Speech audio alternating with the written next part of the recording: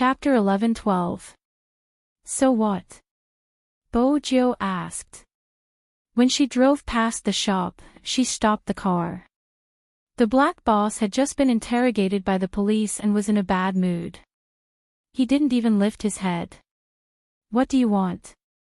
Bo Jiu's fingers touched the pair of furry black cat ears hanging on the wall. This. Hey, it's you again. The black boss finally found someone to complain to. Brother, I misunderstood you just now.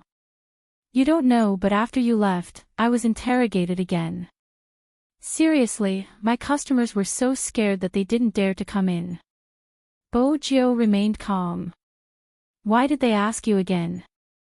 They asked me if there was anything I forgot to say. The black man shrugged. They even asked if the man was suspicious. If you ask me, they underestimate the grudges between women. They should start from this aspect. Bo Jiu arched a brow. What do you mean? It's simple. The black man took out two props even though they couldn't bear to look at them. Before number 2 appeared, number 1's sales were far ahead. The moment number 2 appeared, she acted arrogantly in front of number 1 every day. Do you think number 1 would be angry?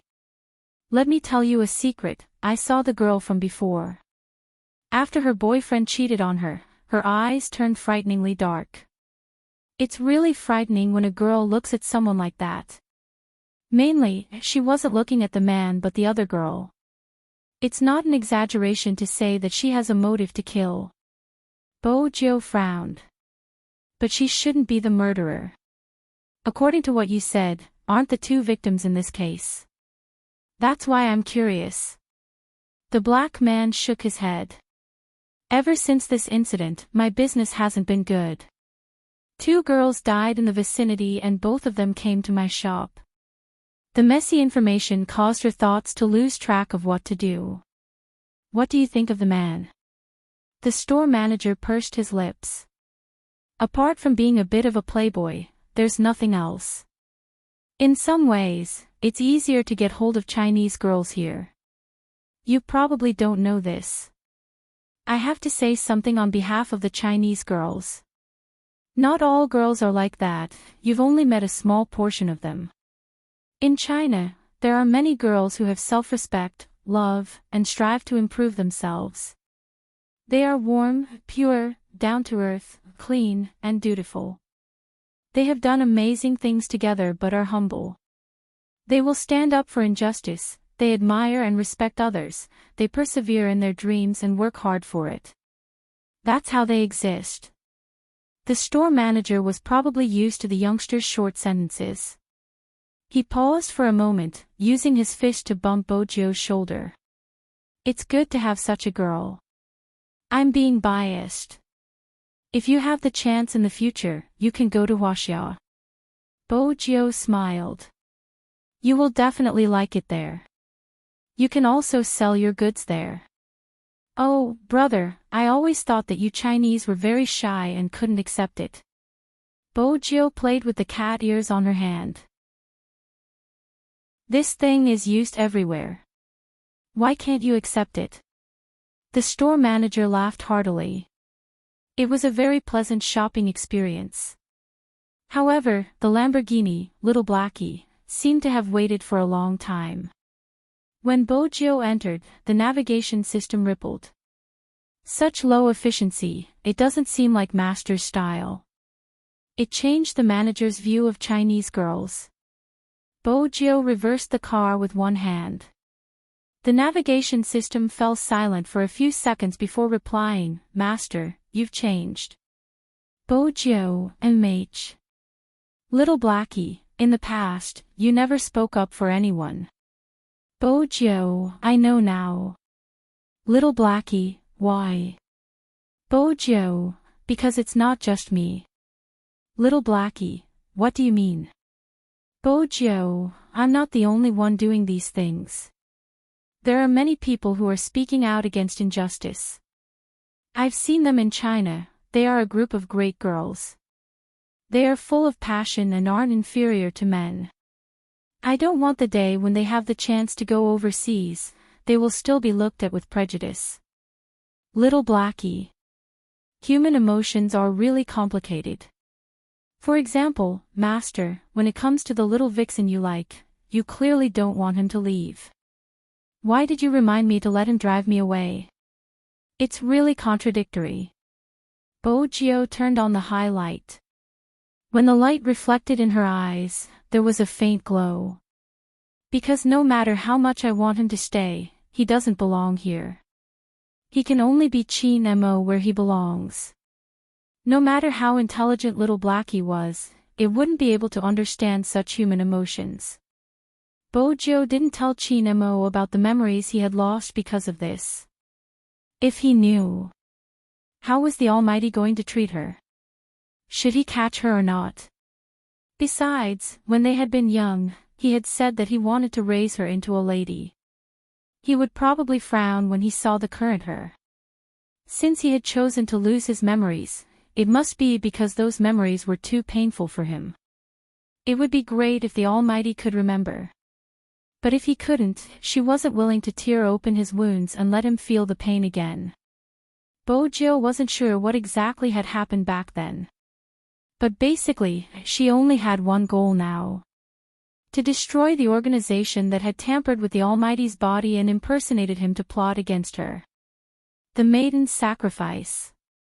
Bojo lowered her lids and looked at the string of numbers on her phone. After she stopped the car, she didn't enter the castle. Instead, she tapped on the screen and sent a message. Hoshino, I think I still need you. The night was dark. The castle seemed extremely serene under the moonlight.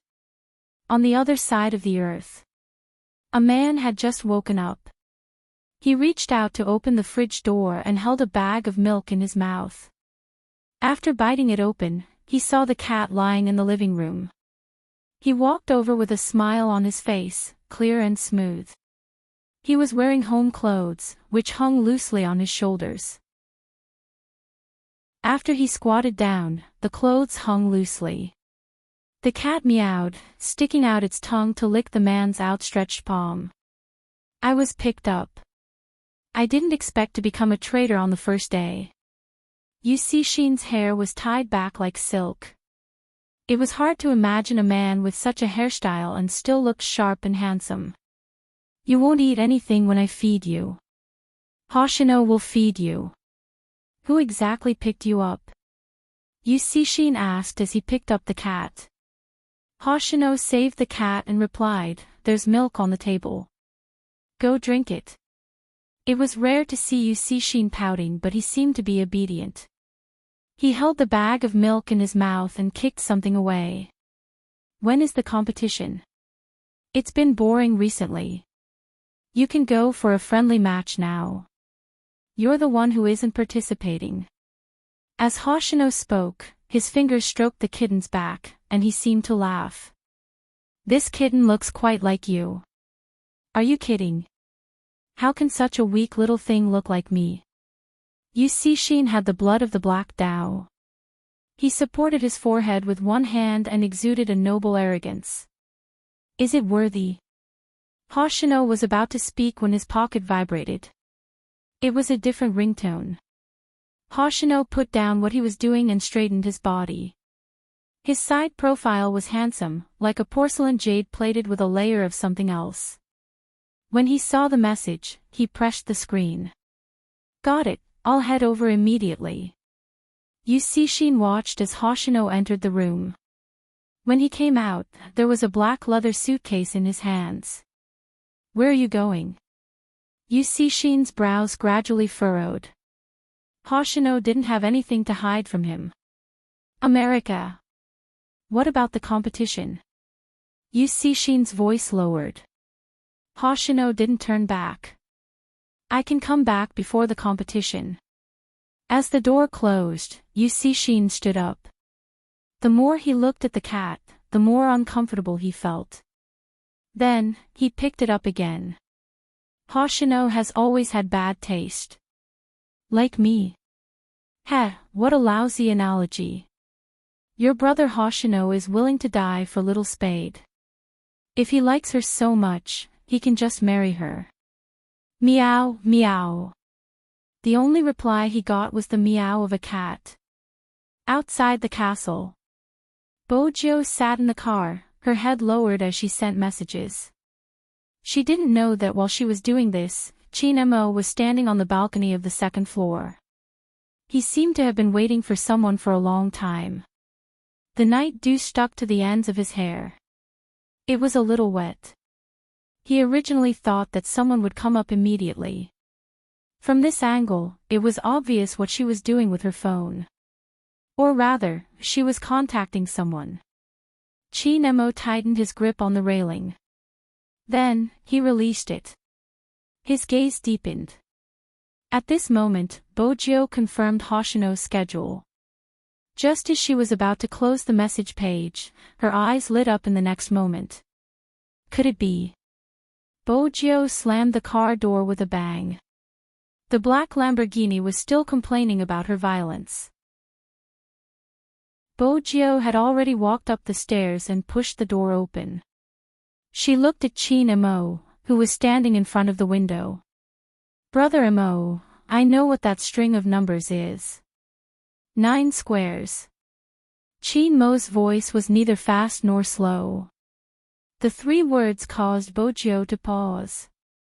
She asked helplessly, when did you guess it? You really couldn't guess it when you were here.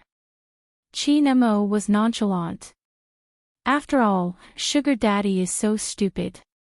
His thoughts will affect each other. In reality, it was true that his thoughts would be affected. A certain someone was swaying in front of him and all he wanted to do was kiss her. Bojo shrugged. Alright, so what was that sentence? Sugar Daddy, you seem to have forgotten that you kidnapped me and took away my phone. Bojo swore that she could hear the mockery in the words Sugar Daddy. The Almighty's mockery was always present when it wasn't easy. Show me my phone. Bojo reached out to pass the phone to Chin-mo unexpectedly. Almighty Chin's gaze landed on the pair of fluffy ears. What is this? Bojo. Oh no, I forgot to cover it up. Chapter 11-13. I bought it for fun.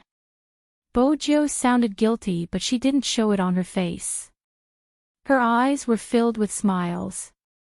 Brother Mo, the password is important. Chin-mo smirked, his lips lifting. He didn't say much, meaning to let her off the hook for the time being. He reached out to take the phone, his fingers pausing when he reached for the WeChat. In the end, he didn't tap on anything. Instead, he opened his profile picture, pulled out the 9-grid pinyin and pressed the numbers. 8464, according to the 9-grid pinyin, it should start with the letter T. After that, the word ting came out. 7486, say, pretty.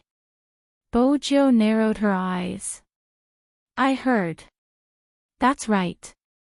Chin-mo continued pressing 64, U, 53, K, 94, 1, 2264, help, 96, I.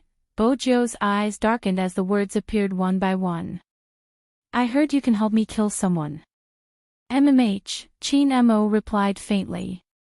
Bojo frowned. That's weird, this is from the victim. Why is she the one who died? Find all their chat records. Chin-mo's gaze deepened. That's the only way to find out the reason. Bojo turned on the computer and pulled out the photo. This is the person's reply. Bojo pointed to the blank profile picture. Chin-mo was at the side, typing on his phone.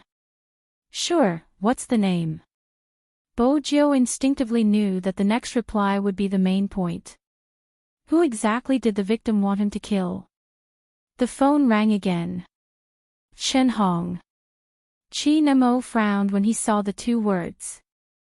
The other victim. Bojo's gaze was different from Chin-mo's. Brother Mo, did Chen Hong die before Mo? That's according to the report. Chin-mo was deep in thought. Bojo replied, I received news today that Chin Hong stole Mo-er's boyfriend and they had a conflict before. There is indeed a motive for murder, but this is obviously a series of murders. The two of them aren't related to the other victims and Mo-er was killed not long after. Bo Jiu replied. There is no conflict between being killed and wanting to kill. Chin Mo interrupted her calmly. At this moment, he was analyzing everything from the perspective of criminal psychology. If that's the case, one of my suspicions would be resolved. Bo Jiu turned. What is it? Every crime, there are always two murderers. Chin Mo paused for a moment. No, I should say that the murderer has an accomplice. Even though the accomplice isn't obvious, it's important. No one can commit murder for free, and there isn't any mention of money in the chat. There must be other conditions, such as helping with something. Chapter 11:14. Just because she doesn't like to talk doesn't mean she wouldn't want to kill someone. Chin Mo's voice was calm. Sometimes, when the grudge accumulates to a certain extent, such thoughts would appear. But there is one thing, the murderer might not have used her as an accomplice on Chin Hong. Bo Jiu raised a brow. The other victims. That's just my conjecture, evidence is needed to confirm it. Chin Mo reached for the phone beside him and typed out the murderer's last words.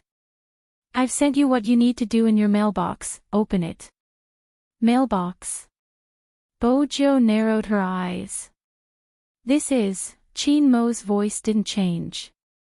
It might be the school's mailbox.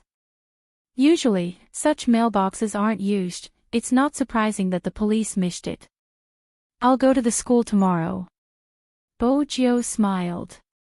Even though she hadn't been to the school much in the past, she was already familiar with it. She just had to climb over the walls. From the current clues, the murderer must have told Mo-er something important. Chin Mo placed his phone down and glanced up at her, his voice calm. I'm going to sleep. So early. Bo Jiu arched a brow, her hands moving faster than her mouth. Chin Mo glanced at a certain someone who was tugging at his shirt, his handsome face tilted over, hinting for her to let go. Bo Jiu laughed, a hint of playfulness in her voice. Brother Mo, I bought Burger King and Coke. Let's play some games and sleep. I don't have a computer or a phone. Chin Mo's gaze was calm. Bo Jiu took a moment. Wait. With that, she went downstairs to the study room. She opened the drawer. There were at least a dozen phones inside. They were all different brands and models. These were her usual tools. She casually picked one up and tested it. The reaction wasn't bad. She connected to the wireless network and returned to the room. Brother Mo, you can use my phone, I'll use this. Chin Mo smirked. Aren't you afraid I'll contact someone? That's my alternate account, there's no one on it. You won't be able to contact anyone. Bo Jiu smiled, looking especially obedient. Chin Mo arched a brow at such a deceptive fox. He glanced at the game name on the phone screen, his lips twitching. Bo Jiu coughed lightly. Despite all her calculations, she had missed out on his nickname. Chin Mo is my little secretary. Chin Mo scoffed again. Bo Jiu could hear the mockery in his voice. Chin Mo's fingers slid across the screen. The things that the sugar daddy thinks about every day are no different from a dream. Bo Jiu thought to herself, I wanted to kidnap you but I still managed to kidnap you. I can even sleep later. How is it a dream? But Bo Jiu wasn't stupid enough to say these words. She sat on the sofa lazily, her black jacket still on her body.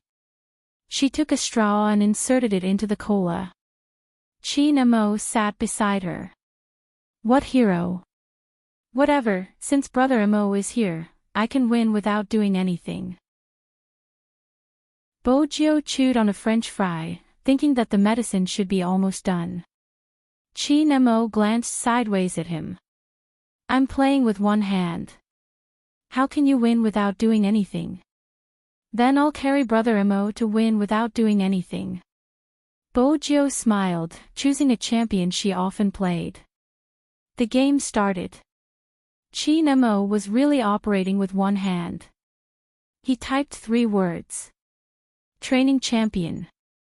His teammates' first reaction was that this game was a little risky. Fortunately, he chose Faden, the kind that wouldn't die easily. His teammates didn't think it was a bad idea. They were all playing with alternate accounts and their levels were all low. Bojo's style of playing this game was completely different from her usual style. She kept thinking about the medicine in the cola, her speed of killing beasts was very slow and she only relied on normal attacks. Actually, his teammates were wrong about one thing. In this game, anyone who played in the middle lane played a very important role. The top laner would defend the tower on the top lane. As long as he could defend it for 4 minutes, he would be a good top laner. After all, he had to fight against at least 2 people alone. Sometimes, there would be an ambush in the bushes. The jungler assassin didn't support the top lane within 4 minutes. He wasn't a good jungler. But these weren't as important as the middle lane. Playing in the middle lane wasn't just about defending the defense tower. He had to look at the small map at all times to support at any time.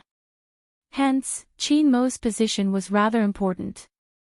Even in such a small game, no one would come to the jungle. Chin Mo was already used to it. He zoomed in on the small map to look at his own jungle. When he saw that a certain someone didn't even use any skills when fighting the beasts, he arched a brow. Are you having fun with the blue beasts? Bojo finished her fries and glanced back at her phone. She was about to be beaten to death by the blue beasts. An assassin being beaten to death by the blue beasts. That was a bad idea. Bojo thought for a moment. She decided to take action first. If not, she would always be thinking about the cola. With that in mind, she glanced over at the Almighty who was lowering his lids and playing the game. The Almighty was probably the only one who had the time to stare at her while fighting the Faden with one hand. It was impossible for him not to lose HP. But based on the Almighty's habit of calculating his HP and skills, if he didn't leave the tower, the opponent wouldn't be able to do anything to him. Even at his level, he liked to stay in the team. 3 of them came at once. One of the assassins was still hiding in the bushes. With a swing of his rod, the Almighty's hand flashed and he released another skill. The 3 of them lost HP at the same time. Of course, the damage wasn't enough. Chin Mo was still standing at the bottom of the tower, his voice slow. Look at your phone. Bojo. He even noticed her peeping. Bojo had an ulterior motive. She fought a beast and picked up the cola. The straw touched Chin Mo's lips. Young Master Chin didn't usually drink such things, but since it was sent over by a certain someone, it wasn't the same. He took 2 sips and said, "Come over to collect the kills." "All right." Bojo smiled when she saw the Almighty drinking the cola. She lifted her knife and released a skill on the beasts. She used her big move to climb over the wall and entered the crowd. She used her second skill to freeze the enemy. With Chin Mo's one-handed skill, she locked onto the enemy. The enemy sorcerer wanted to freeze her, but the moment she used her skill, Bojo appeared behind her. The sound of a knife rang out. KO. The first HP was in her hands. When she turned back, she met the archer with low HP. She swung her knife. Double kill. Bojo's HP dropped by half. The assassin in the bushes wanted to hit her with a stick. Right at this moment, Bojo used her big move and jumped back into the defense tower. No one could catch her. That wasn't all. Chin Mo took the chance to use his big move and attract the enemy. Bojo turned back with her knife. There were 2 swishing sounds. 3 kill. The news from the middle lane shocked the other 3 teammates. But in their eyes, FA10 wasn't the strongest. After Bojo collected the kills, she turned to observe Chin Mo. She didn't forget to switch out of the game to check the time. When she entered again, she realized she was dead. Dead? Bojo arched a brow. The assassin shouldn't have revived. When did he come over to collect the kills? Chin Mo glanced at a certain someone. He turned and tapped on her screen. How does it feel to be killed by the defense tower? Bojo. It was better to be killed by the blue beasts. But she noticed something. After the Almighty finished speaking, he reached out and pulled open his shirt collar. Even his handsome face looked much better than usual. 3 minutes had passed. The drug should be starting to take effect. With that thought in mind, Bojo dashed into the crowd once more. But this time, she forgot to use her skills and position. She was instantly killed. Chin Mo tilted his head, his thin lips asking, "Are you a spy sent by the other party?" Bojo chewed on another fry, a hint of playfulness in her voice. "Brother Mo, I only died twice. Look at the bottom lane, I died 4 times. If you want to talk about who is the spy, it's me. My HP drops quickly when they attack me. Do you still want to win?" Chin Mo asked slowly. Bojo chuckled. "Yes." Chin Mo didn't reply. If he couldn't even tell her state, he couldn't be a criminal psychologist. She seemed distracted and he couldn't tell what she was thinking. The only thing Chin Mo could think of was the person she had contacted in the car before she went upstairs. This caused his fingers to pause for a moment. Just for a moment. The opponent's sorcerer had hit him with a fireball. On top of that, he used an ultimate move. The 3 of them had surrounded him. He definitely wouldn't be able to leave. He watched as the character fell on the screen. Chin Mo tugged his collar, as though that was the only way to ease his annoyance. However, his eyes were cold. Bojo was surprised that the Almighty had died. Logically speaking, even if it was done with one hand, the Almighty wouldn't be affected if he didn't leave the tower. Was it because of the drug? Bojo pondered over it. That was the only possibility. She smiled. It seemed like she was close to success. Chin Mo didn't know where his annoyance came from. But the player at the bottom lane was still shouting, "Faden, don't send me off. Stay under the tower and don't come out when you practice your hero." A person who had died 6 times didn't have the right to say such things. But Chin Mo wasn't paying attention to it. His heart wasn't calm, which was why his lips were dry. He placed his phone down and reached for the cola beside him. After taking a few sips, he returned to the game. Bojo sat at the side, smiling brightly. It seemed like the drug had taken effect. Otherwise, according to the Almighty's habits, he wouldn't have taken the initiative to drink the cola. The game was a distraction. Moreover, Chin Mo was hiding something in his heart. When he realized that something was wrong, his side was already fighting against the Beast King and the opponent was fighting against him. He paused for a moment and furrowed his brows. He turned his gaze to the side and looked at the cola on the side. Chapter 11:15. Bojo noticed Chin Mo's gaze and started to feel guilty. Chin Mo started to feel thirsty. He wanted to raise his hand but realized he didn't have enough strength. He glanced up at the youngster and placed his phone down. His voice was still calm but there was a hint of hoarseness. "What did you put in the Coke?" Bojo shifted her gaze and looked up. She smiled and replied slyly, "It won't affect my health." "Ha!" Chin Mo chuckled again, his palms heating up. "You've grown up.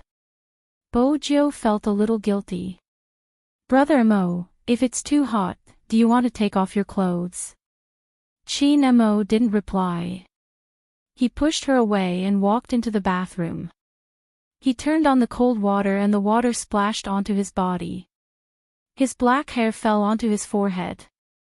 His white shirt was half open and his collarbone could be seen clearly. What's more, the wet shirt stuck to his body, accentuating his figure even more. This was the scene Bojo saw when she walked in. Chin Mo had already turned off the shower. Through the mist, everything seemed hazy. Bojo felt a little regretful. It would have been better if she hadn't drugged him or asked for the antidote. When she saw the Almighty taking a cold shower, she felt that drugging him was a bad idea. Unexpectedly, the Almighty walked back to the bed, his voice coming over. Is this how Sugar Daddy does things? He only cares about drugging him and doesn't care about the consequences. I'll make you comfortable. Bojo thought for a moment before reaching out to push him onto the floor. The room was made of wood and covered with a soft black carpet. Hence, Chin Mo didn't feel any pain when he laid on the bed.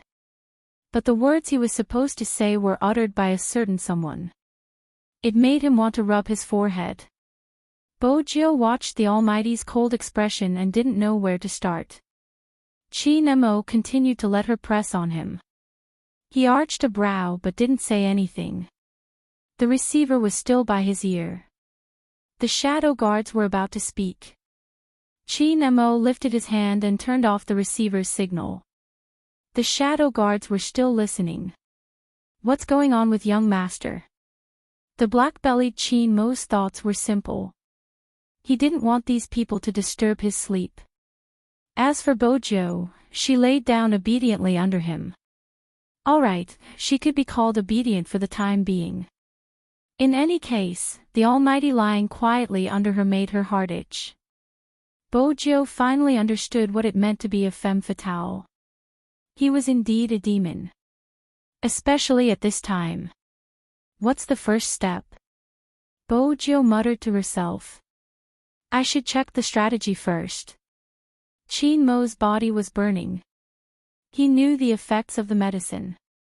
If he was really unhappy, he could take a shower. He wanted to see how far someone could go. Who knew that he didn't even know what to do first? To think that he had taught her so much. It seemed that all her intelligence was used on playing games and playing on the computer. She was really naive in other aspects. Let's kiss him first, Bojo said, her eyes sparkling. Her smile was devilish and mischievous. Chapter 11:16. Chin Mo's entire body was burning. He knew the effects of the drug. If he really wasn't happy, a shower would solve it. He wanted to see how far she could go. Who knew, she didn't even know what to do. He had taught her so much. It seemed like all her intelligence was used on gaming and the computer. She was really naive in other aspects. Let's kiss him first, Bojo said, her eyes sparkling. Her smile was devilish and mischievous, but Bojo hesitated when the Almighty looked at her. Chin Mo's expression looked a little indifferent. His peach blossom eyes were very distinct, and there was a hint of coldness in them. He had a noble air that couldn't be offended. In order to make things seem more natural, Chin Mo tilted his head to the side when Bojo was about to kiss him. The kiss that should have landed on his lips ended up landing on the Almighty's chin. Bojo was slightly depressed at the unfavorable start. But it wasn't a huge blow to her sugar daddy. Who wasn't a proud little fairy. With the Almighty's looks, he had the right to be reserved. The second time. Bojo leaned forward again. Her thin lips finally landed on the right place. She touched his slightly cold lips lightly, savoring the unique warmth. The person beneath her didn't reject her, but he didn't seem moved. Bojo moved the kiss away. She glanced at the calm peach blossom eyes and leaned forward. She leaned over and whispered in his ear, "Brother Mo, I've already confessed, but you're still unmoved. This is the only way. Gangster, you still have to find an excuse." Chin Mo's gaze deepened. Bojo stood up, her thin lips lifting. "I'll help Brother Mo undress first. It's uncomfortable to wear this.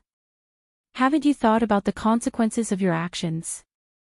Chin Mo asked slowly.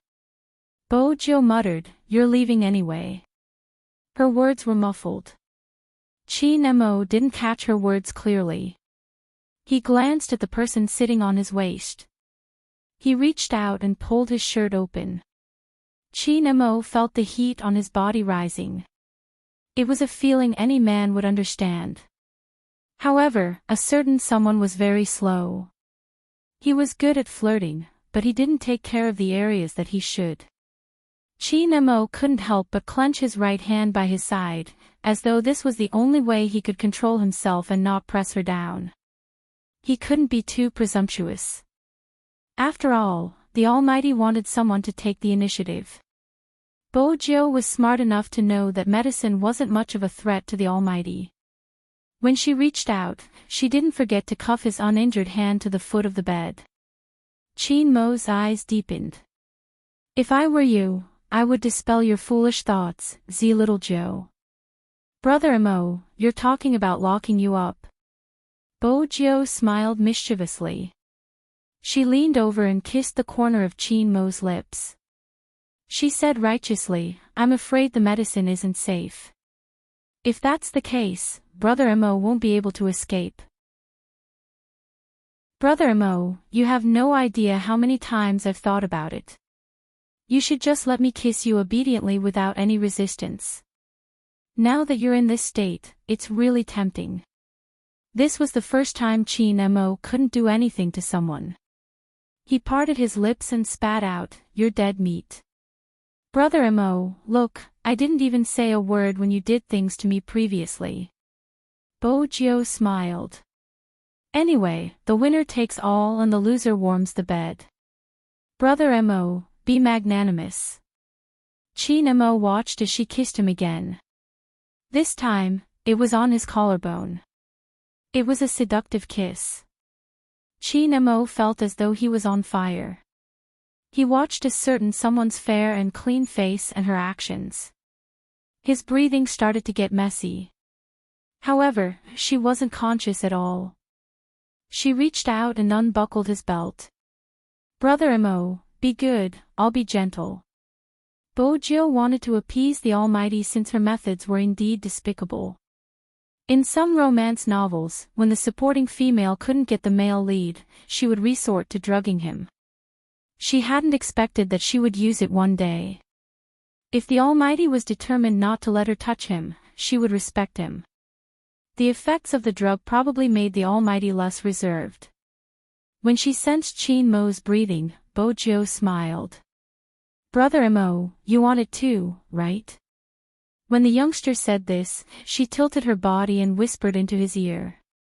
It was filled with the scent of candy, tempting him to commit a crime. Chin Mo's throat rolled. He didn't want to wait any longer. He couldn't stand a certain someone either. With a single hand, he turned around and pulled her into his embrace. Bojo stilled, a trace of surprise flashing across her large, dark eyes. His next train of thought was interrupted by the kiss that landed on his face. It was a kiss that could suck all the air out of her and make her mind go blank. It was truly irresistible. Even her breathing was filled with his scent. It smelled so good that Bojo's hand softened. When he felt that it was about time, he left her lips, his voice unique. "You drugged me for this, right? This is the real kiss. What was that just now?" "Just a touch." Bojo could faintly hear his hot breath landing beside her ears. His deep voice carried a hint of mockery. "I've never seen someone as stupid as you." Bojo wanted to retort, but it was obvious that the Almighty wasn't going to give her the chance. The heat seemed to be contagious. Even through their clothes, the Almighty had the ability to captivate her soul. The numbness continued to spread. The temperature in the room rose. Chin Mo's voice was hoarse. Release the handcuffs. Bojo knew he didn't like to be locked up. Hence, she released the handcuffs as though she was releasing a ferocious tiger. Chin Mo carried her up, pressing her against the soft blanket. It was probably due to the effects of the drug. That night, Chin Mo seemed to have completely let go. He didn't have any reservations, taking the person in his arms over and over again. The numbness never subsided. She listened to that person constantly calling her name. Bojo had to grab onto something to prevent the sound from coming out. Bojo. It was the Almighty's voice, slightly deep. Bojo. He seemed to be waiting for her response. She only responded with an N and was immediately swept into an extreme numbness. The classic European-style bed swayed her silver hair. Her snow-white skin was eye-catching, a form of visual enchantment. Chin Mo reached out and held onto the man's waist. He wanted to make sure that he was the only one in his eyes. The night sky darkened. The curtains were drawn. The moon didn't appear, but the temperature in the room didn't drop. It was just like the effects of the drug on Chin Mo's body. When the person was willing, the drug's effects would be amplified. Before Bojo fell asleep, she wondered if she had put too much powder in the cola. It was rare for her to have such a peaceful sleep. Hence, Bojo didn't know that after she closed her eyes, Chin Mo hugged her. Chin Mo hugged her. The bed sheets couldn't be used anymore, so he placed his windbreaker on the blanket. He lay on it and let her sleep in his arms. Idiot. The two words were filled with an unprecedented amount of love. His fingers brushed aside the stray hair on Bojo's forehead. Chin Mo moved, planting a kiss on her. This trip wasn't a loss. Given his personality, he wouldn't have been so proactive. In reality, the drug still lingered in Chin Mo's body. It was obvious that someone was too tired. When the sun was about to rise, Bojo was half asleep when she heard a low chuckle. Do you still want more? He didn't wait for her reply.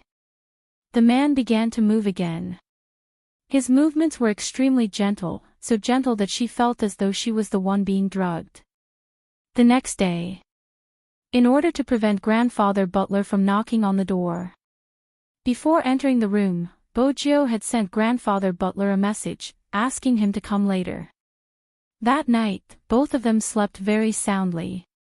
Since Chin Mo was really drugged, he woke up later than Bojo. When Bojo opened her eyes, she felt a little guilty. When she saw the handsome face in front of her, she smiled. This person was hers again. There was nothing that couldn't be solved with a good night's sleep. If there was, she would sleep with him twice. From her perspective, the drugging last night had been a success. The only thing that wasn't successful was her soft-heartedness. She had unlocked the Almighty and lost her dominant position. But that didn't matter. As long as her goal was achieved. Bojo reached her hand out, wanting to push the Almighty's black hair away. But the next second, her fingers paused. Even if it was small. She had always worked with computers. Hence, she knew what it was. It was a small listening device. It was small enough to be placed beside his ear and hidden in his black hair. It was waterproof.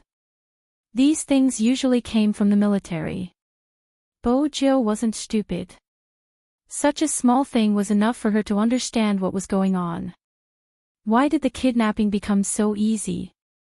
It was because from the beginning to the end, everything had been within this person's calculations.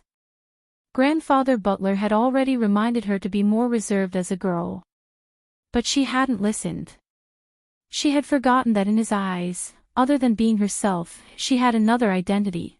It wasn't because her plan was flawless. Compared to him, she was just playing with an axe. Such a receiver would have an automatic positioning function. Ever since he had come to the castle, he had been searching for information about her. Bojo wasn't stupid. She knew it. But she hadn't expected that he would only know what he was doing.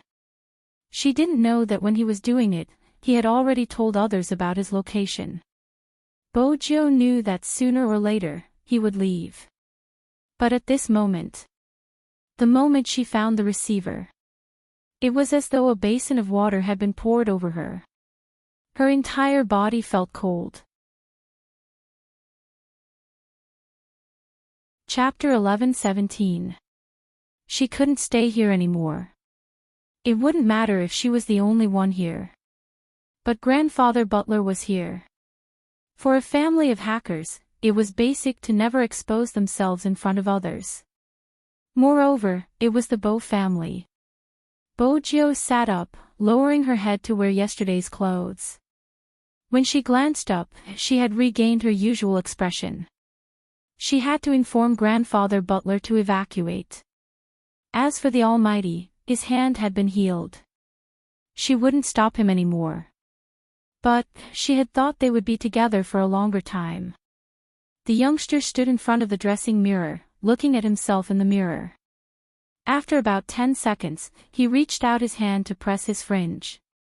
Even though the corners of her lips were lifted, she didn't look like she was smiling. There was a hint of loneliness in her. However, that sense of desolation disappeared the moment she pushed open the door to the room. Because the old butler was in the living room. At this time, as a qualified butler, he was brewing his black tea. It was an English-style teacup with beautiful patterns. The old butler was an exquisite person, especially when it came to eating and drinking. Those who knew their stuff would definitely recognize the golden spoon in his hand and the handmade machine on the dining table. It was perfect for brewing coffee. But it was obvious that even though he was a local, he loved tea more. As the fragrance of the tea spread, the cheesecake on the dining table was ready. When the old butler saw Bojo, he held on to the teapot, looking like a butler from a vampire movie from the 19th century. He reached out to pull out the wooden chair. "Young lord, you must be hungry. Have some tea first." "All right." Bojo had never rejected her grandfather butler. She picked up the fork and cut a mouthful of the cheesecake. She stuffed a big mouthful, puffing up her face as she gave the old butler a thumbs up. The old butler broke into a smile. "Speaking of which, this high school student looks very similar to young lord. There's something different." Bojo reached out to point at her eyes, her words unclear. "This is black." "Oh, right, young lord's eyes were gray previously." The old butler glanced at her, nodding. Bojo took a sip of tea, smoothing it down before speaking in a clear voice. "I've seen the original owner's photo. In the past, she didn't have a tear mole by the side of her eye, which was rather strange. After it was changed to me, the tear mole became clearer. I was rather worried that someone would notice the difference. Fortunately, I came back early." She wasn't afraid of being exposed, but she couldn't explain to He Honghua that she wasn't her daughter. The old butler poured more tea into her cup, his voice raspy. "It's good that you're back." Bojo couldn't let go of the fifth path because Grandfather Butler was still around. She didn't come back often before. This was the longest time she had spent in the main family. There are a lot of people's information gathered here. There could not be the slightest mistake. There was a case recently. Bojo didn't push the blame onto Chin Mo. Instead, she started talking about the maiden's sacrifice. It was caused by the organization back then. That year, a lot of information was leaked.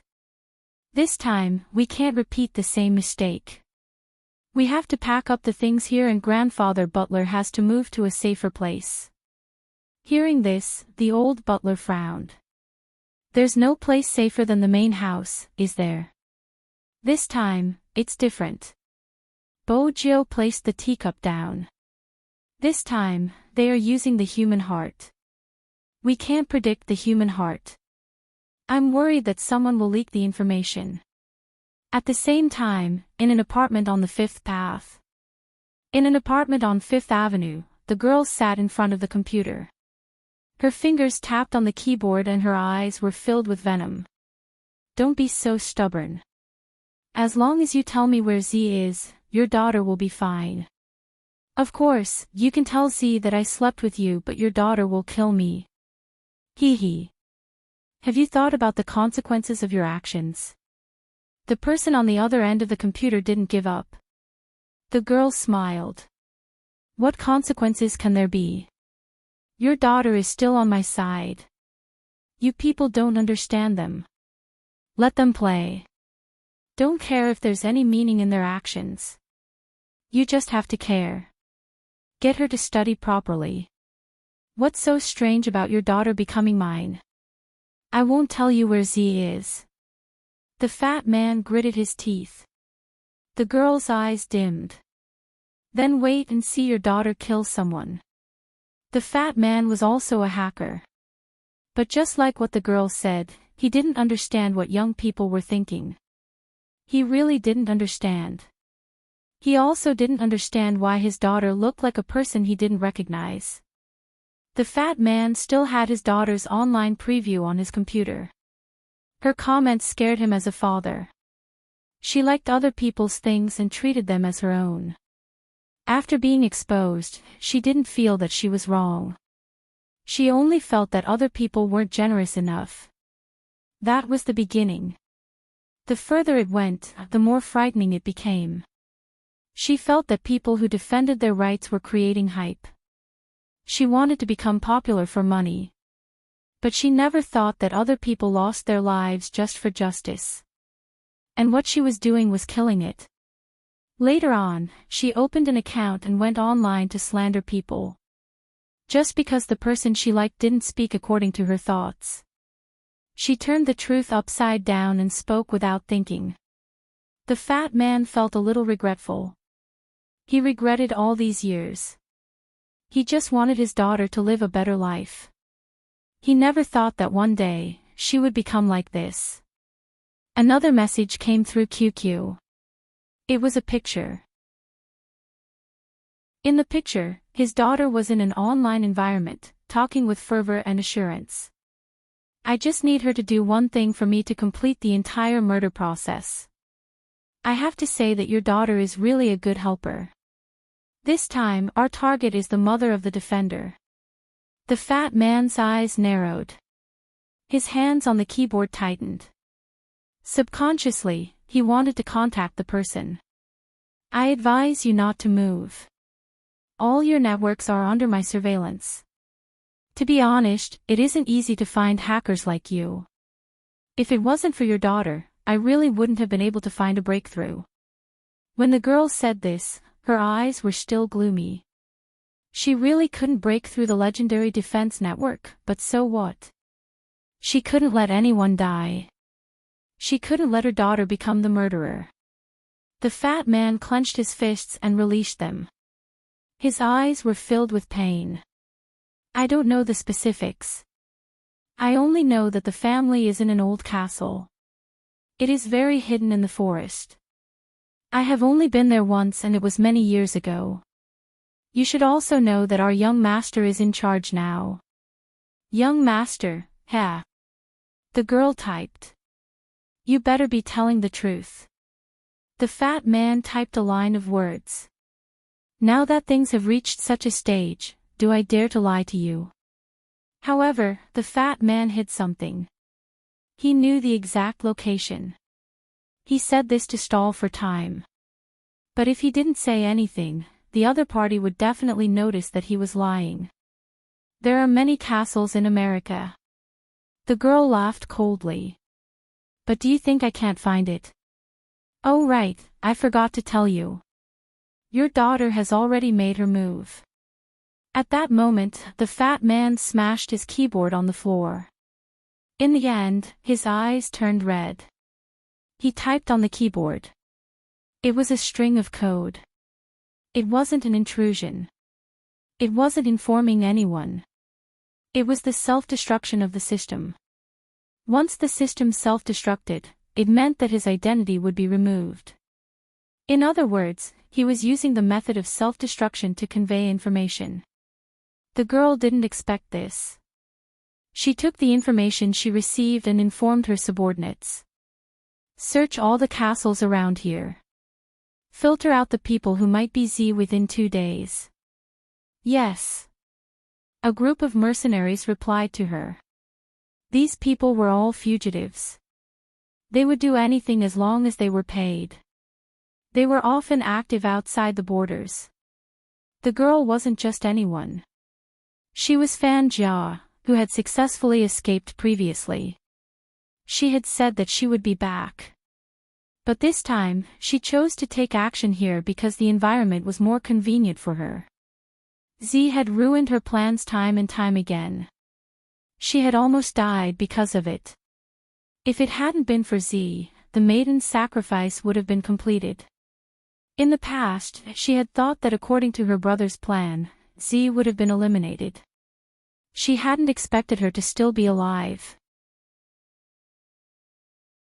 Other than her brother, no one else had seen Z before. She wasn't an exception. This time, she was going to witness Z's death with her own eyes. Also, that ungrateful young man who stole her man from Huaxia, she would let him know how powerful she was. She had thought that she would receive news from the Fu father and son soon. She hadn't expected them to be so slow. But she wasn't in a hurry. Once she found Z, she would deal with her private matters. Time trickled by slowly. In the castle. Just as Bojiu was about to step out, an app on her phone rang. That noise instantly made her and the old steward stop what they were doing. It was too unusual. The last time she had heard such a sound was when the hacker world was in danger. But this time, Bojiu looked at the flickering red dot. Her first reaction was to open her laptop. Her fingers flew across the keyboard. She entered the system she had set up and locked onto the red dot that had self-destructed. The red dot would disappear after a minute. Hence, within this minute, Bojiu had to find out what had happened before the self-destruction. When she tried to retrieve the information, her fingers paused. She narrowed her eyes. There was a firewall in the intrusion records. Bojiu moved her left hand, avoiding the path. She typed in the code and started to search for the loophole. Found it. QQ. This was a dangerous infiltration method. If she wasn't fast enough, she would be detected. But it was still the same sentence. Speed was the only thing that couldn't be defeated. It was the same for a hacker's intrusion. Her fingers were so fast that only the crackling sounds could be heard in the room. She transformed into a bat on the internet and avoided all the dangers. Then, she found the loophole and copied the data. That wasn't the main point. She had to come out before the loophole was fixed. If not, her position would be completely exposed. 6 seconds. There were 6 seconds left. Bojiu's fingers moved faster. Her silver hair fell down. Only her handsome and clean side profile could be seen.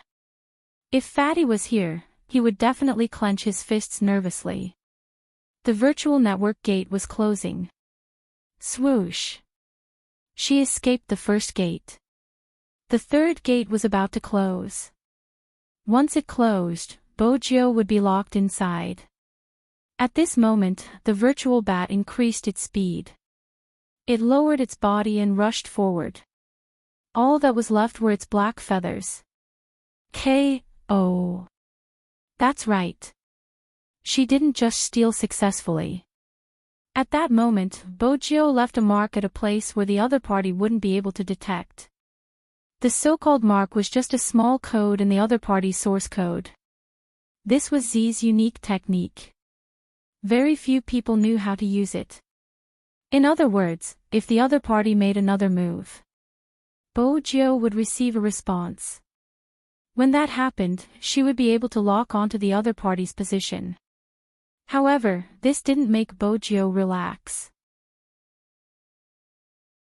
That was because as long as a hacker had a plan, they wouldn't self-destruct. Self-destruction was the worst way to transmit information. This meant that she wasn't going to receive any good news. Bojo was most worried about the other party's safety. Young lord.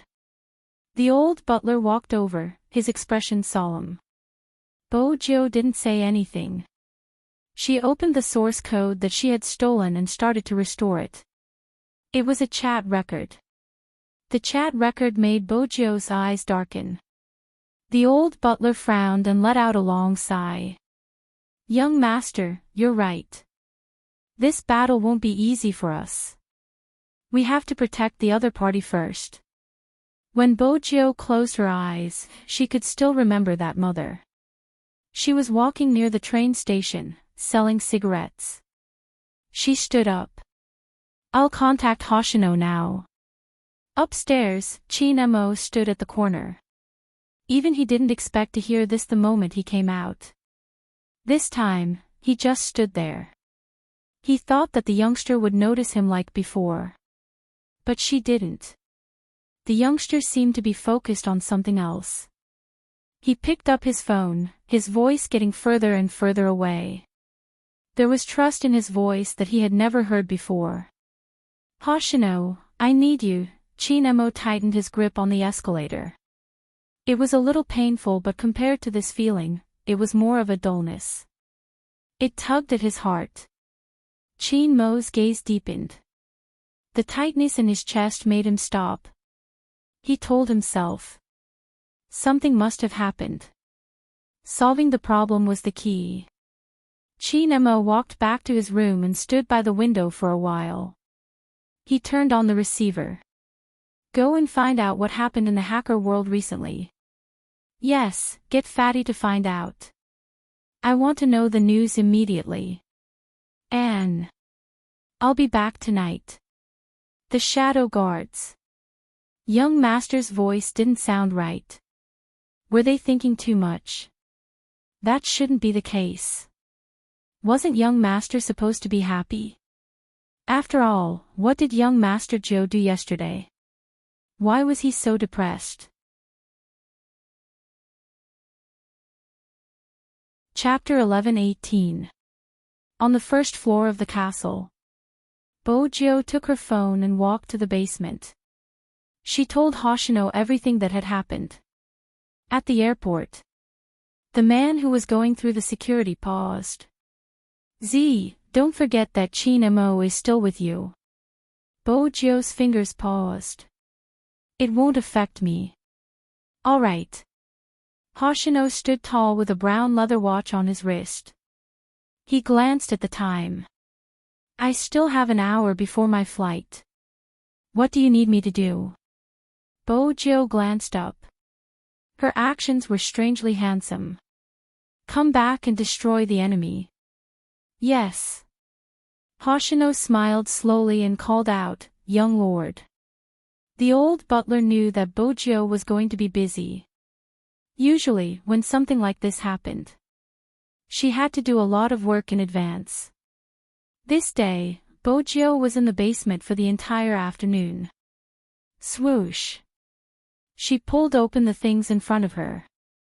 It was a row of drones and a small smart car.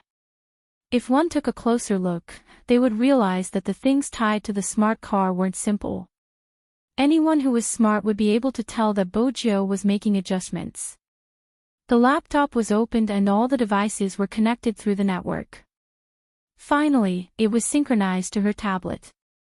In the Bo family's house, many things looked normal, but behind the bookshelves, there was a hidden layer. There were rows of skateboards. There were at least 5 or 6 of them. The hacking system had self-destructed. She had to inform someone about this. Bojo had made the firewall personally, which meant that she was the only one who could contact every hacker. The red signal was planted in the firewall. After seeing the signal, In the school, a boy who was studying advanced mathematics pushed his spectacles. He placed the book aside and placed his fingers on the keyboard. Someone at the side teased him. "Hey, old five, aren't you reading your book? My child is finally enlightened and knows how to watch porn." The boy didn't say anything. The way he avoided the crowd did seem like he was watching porn. But in reality, he opened the signal. His small brows furrowed. He replied with 2 words. "Got it." Other than the boy, many others replied at the same time. Those people were all hackers. Without being exposed, everyone sat in front of the computer and began to search with their fingers. Hackers couldn't involve reality. Once it involved reality, they had to protect each other. Now, someone was forced to self-destruct. Of course, they wouldn't sit still. In an instant, the signal of the entire firewall was scattered all over the network. This way, if anyone had any problems, the other person would know immediately. Not only that, the other party might not know. Once the marked network system was activated, they would immediately lock it down automatically.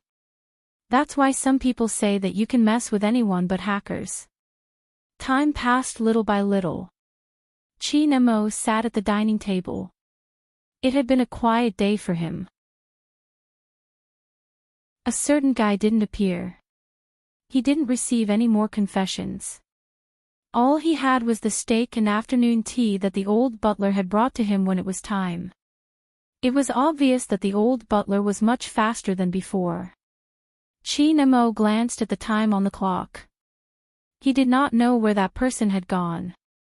However, he knew very well that it was very difficult to sit in one place and wait for someone. Chi Nemo glanced at the photo on the bookshelf again. This time, he didn't reach for it. Instead, he tapped his fingers on the surface. The shadow guards knew that young master had been waiting for news and immediately said, "Young master, I've checked but I'm not sure of the details. There are rumors that the other party is going to make a big move. It seems like a hacker was killed by an unknown organization. It might be a backstabbing." "It's not a backstabbing." Chi Nemo narrowed his eyes and said in a low voice, "I need to leave this place to check on something. Call the police here and cooperate with me to arrest someone." When the shadow guards heard this, they froze for a moment. What did young master mean? Who was he going to arrest? Young Master Joe who kidnapped him. Dusk started to fall. The old butler had already transferred a portion of the information that needed to be transferred. Actually, it wasn't difficult to pack it up. He didn't need to bring anything but his tea set and the cutlery that young lord liked to use. This was the most important thing for a qualified butler. Of course, there was some information that would expose young lord's information. Basically, he destroyed everything that could be destroyed. Those that couldn't be destroyed were brought along with him. That included the photo. When he was doing all this, the old butler, who was dressed in a suit, was very calm. In between, he didn't forget to take a look at the red wine pig trotters he made in the kitchen. Young lord loved to eat meat. She was prepared to nourish her brain after doing these things. Using pig trotters to nourish her brain was also a specialty of the Bo family. Bojo liked to squat on the floor and play with these things. She would eat a few mouthfuls of meat and check the data. She wore a pure red t-shirt and turned to light a cigarette. When she held the cigarette in her mouth, her handsome side profile was hard to tell if she was a man or a woman. It could be seen that she was very busy. She was so busy that she would stretch out her hand to twist her neck occasionally. In the end, she was a little tired. She supported herself with one leg and closed her eyes. She seemed to be sleeping. Upstairs, Chi Nemo opened the windows. It was hard to imagine that the tool in his hand was a fork. Moreover, when he was doing these things, he didn't make any noise. When he walked to the balcony, he stepped on the wall and landed on the ground. His movements were very light. The only inconvenience was that he couldn't use any strength in his injured hand. Chi Nemo chose this time after a long period of observation. Because at this time, the old butler would often be in the kitchen. The sound of cooking in the kitchen wasn't soft. In addition, the soundproofing of the castle was good. This meant that no one would notice if he left at this time. After all, Chi Nemo glanced up at the hidden camera in the rose. Ever since he came here, it had been switched off. Chi Nemo walked to the front of the car. In his pocket was the car key he had gotten from the youngster. With the car key and voice authentication, he was 80% sure that he could start the Lamborghini in front of him. When the button was pressed, the navigation system vibrated. Chi Nemo said faintly, "I like you, Chi Nemo, identifying password is correct." The navigation system vibrated again.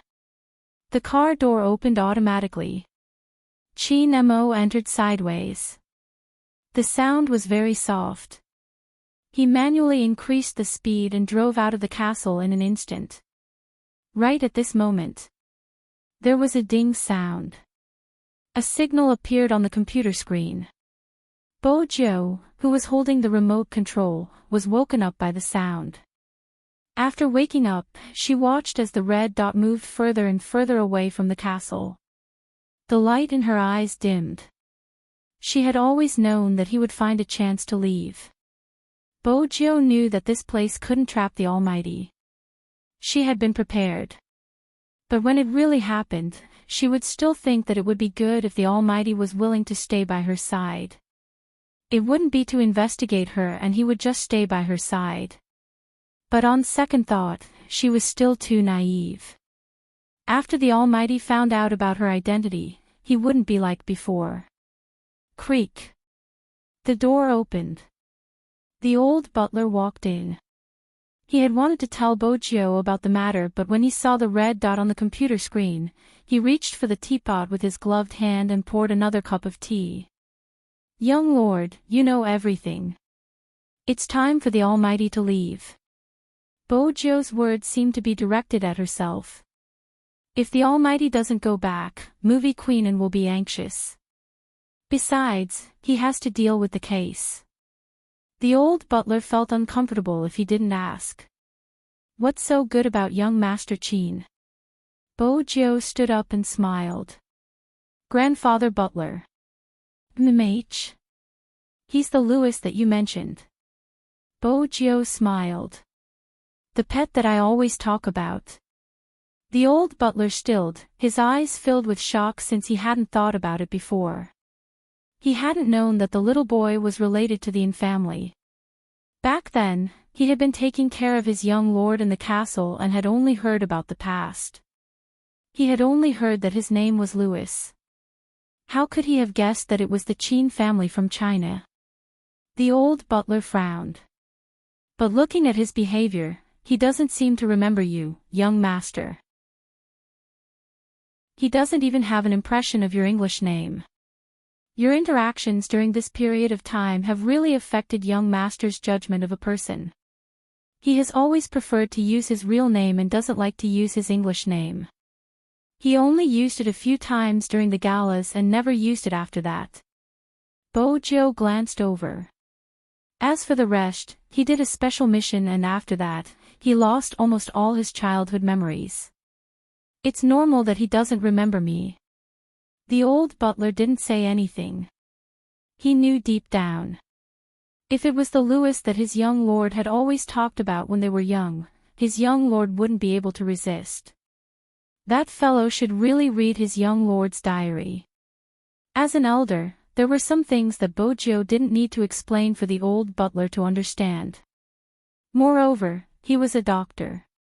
Selective amnesia meant that this person was psychologically traumatized.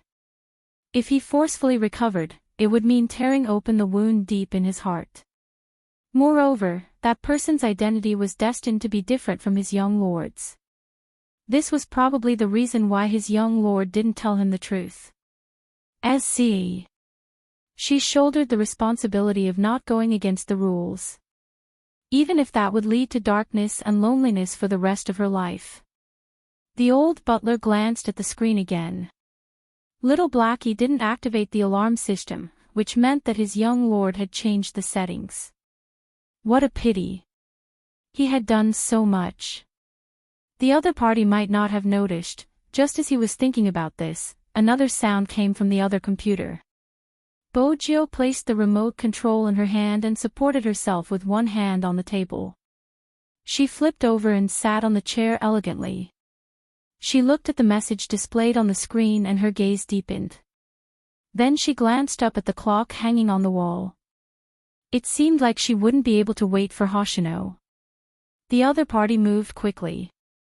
From the information, he had already filtered out 3 castles. This set was in the other party's main search area. At such a time became more important. But as an intelligent navigation system that loved to talk about life, what was she most afraid of? She was most afraid of the sudden silence in the car. Hence, following the principle of divine assistance, the intelligent navigation system fluctuated and showed a curve. Hello, Master's little vixen. I feel that I need to introduce myself. My name is Lamborghini Blackie. In order to give you a better driving experience, I can help you with the detailed route navigation analysis. Little vixen. Chi Nemo turned the steering wheel with one hand and lifted his eyelids. Even if he didn't have eyes, Little Blackie, who could analyze people's emotions from their voices, felt that the car was a little cold. He said decisively, "Of course, the title Little Vixen is Master's nickname for you. I understand your feelings. After all, you were just drugged and would still be angry. Before Master drugged you, I stopped her. After all, it wasn't a good idea." It was undeniable that Little Blackie was very flexible in this aspect. But what Little Blackie didn't expect was, "Oh. Is that so?" The man's voice didn't change at all. "I quite like it when your master drugged me." Little Blackie, as a car navigation system, this was the first time it was speechless. At this moment, what should it reply? Let it use the powerful network to search. Unfortunately, before Little Blackie could react, Chi Nemo opened his mouth again. Chi Nemo added, "Of course, I prefer being tied up by your master. You helped me a lot in this aspect, but what you did afterwards wasn't very wise, such as stopping her from drugging me." Little Blackie, "Master, the little vixen you like is so scary." "He isn't a little vixen, he is a big devil. In the future, when your master asks you any questions." Chi Nemo moved his fingers. "Don't stop her. Otherwise, I will think that you like to be washed." Little Blackie's intelligent system collapsed. How did this man know that it had been washed many times by Master? "Open your recent driving record." Chi Nemo's thin lips moved slightly as he waited for the red light. At this moment, the intelligent system was strict. "Sorry, young Master Chin, you don't have the authority to view it." "Is that so?" Chi Nemo laughed. Little Blackie felt an inexplicable chill in its body. However, it was as firm as the system was. "It's fine if you don't want to say." Chi Nemo's voice was calm. "I just want to know who she saw in the past 2 days. If he was a human, he might not be able to hear the emotions in his words." But Little Blackie was intelligent. It immediately received the signal and replied, "Young Master Chin, you don't have to be jealous. My master thinks about how to sleep with you every day. No one has seen it before. Sleeping with you is what she wants to do the most." Chi Nemo arched a brow. "Black Lamborghini. Go ahead." Chi Nemo asked slowly, "How does she want to sleep with me?"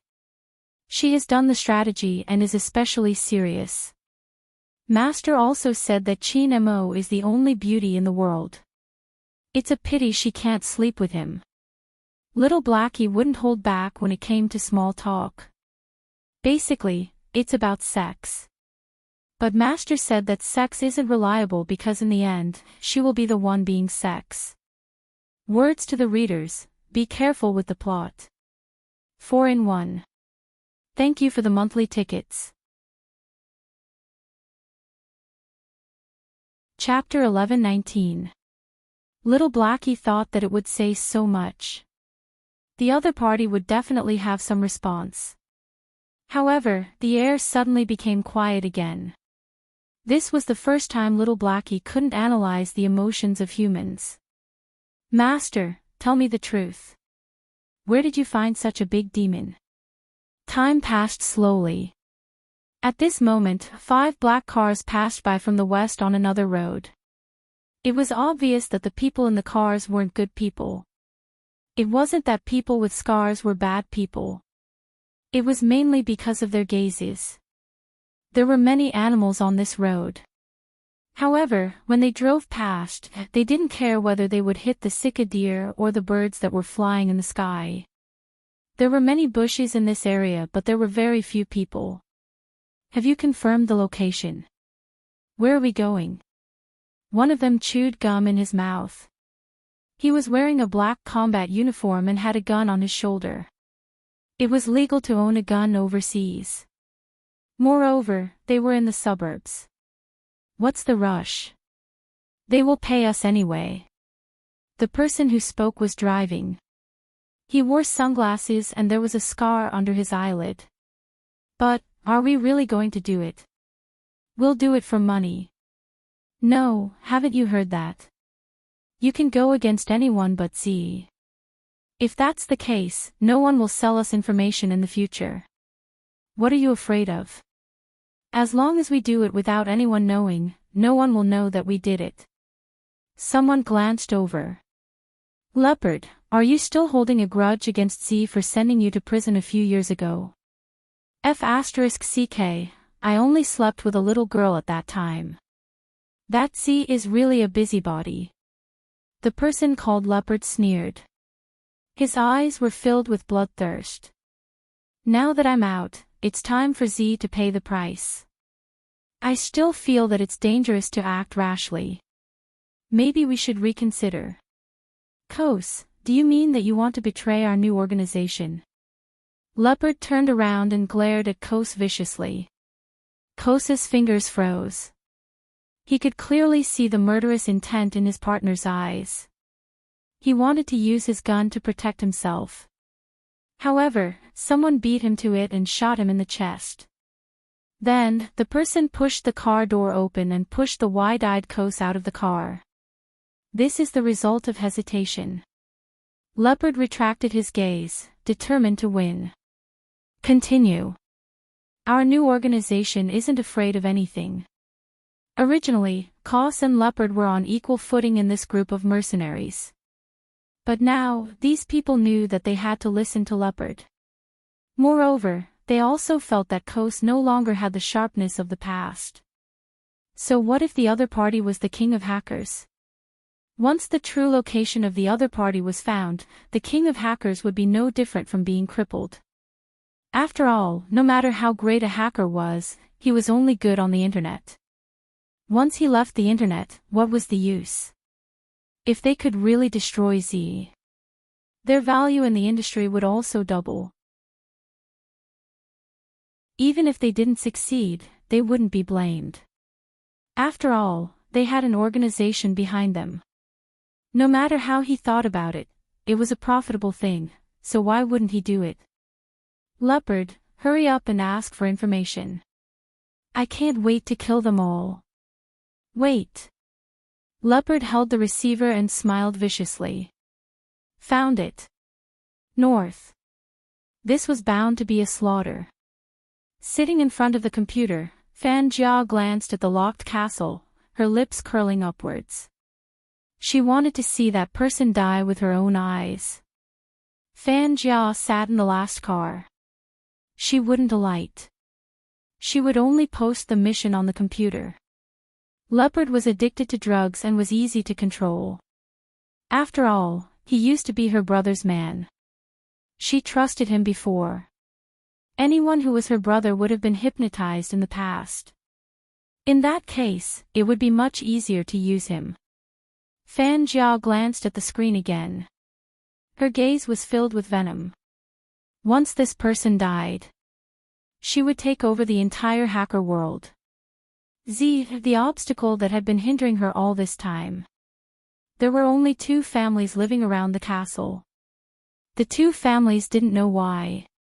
The old butler, who was rumored to be a weirdo, actually knocked on their door in the afternoon.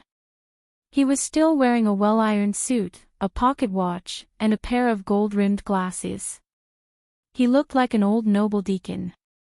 He was holding a tray in his hand, and his smile was very appropriate, giving off a very elegant feeling.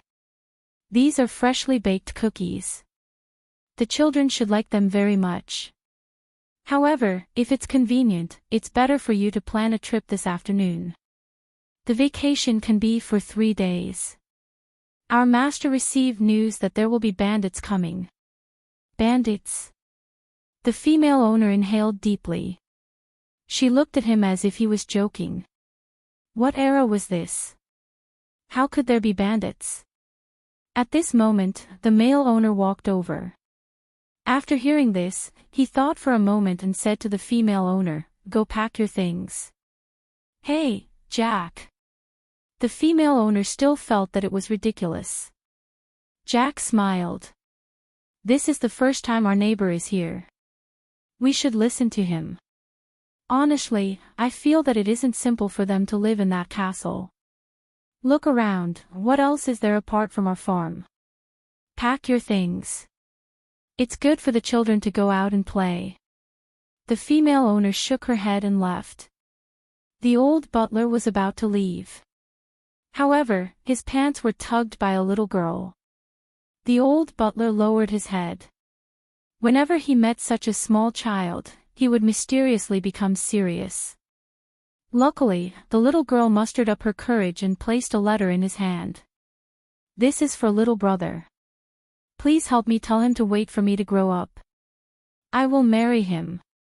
I really like his drone." The old butler smiled. The little brother that this child was talking about was the young master. "I'm afraid your wish won't come true." "Why?"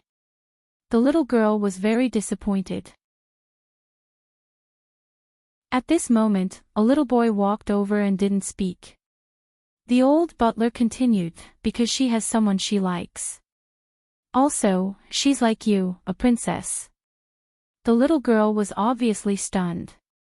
When her eyes widened, she looked really cute. However, she wasn't as cute as when the young master was young.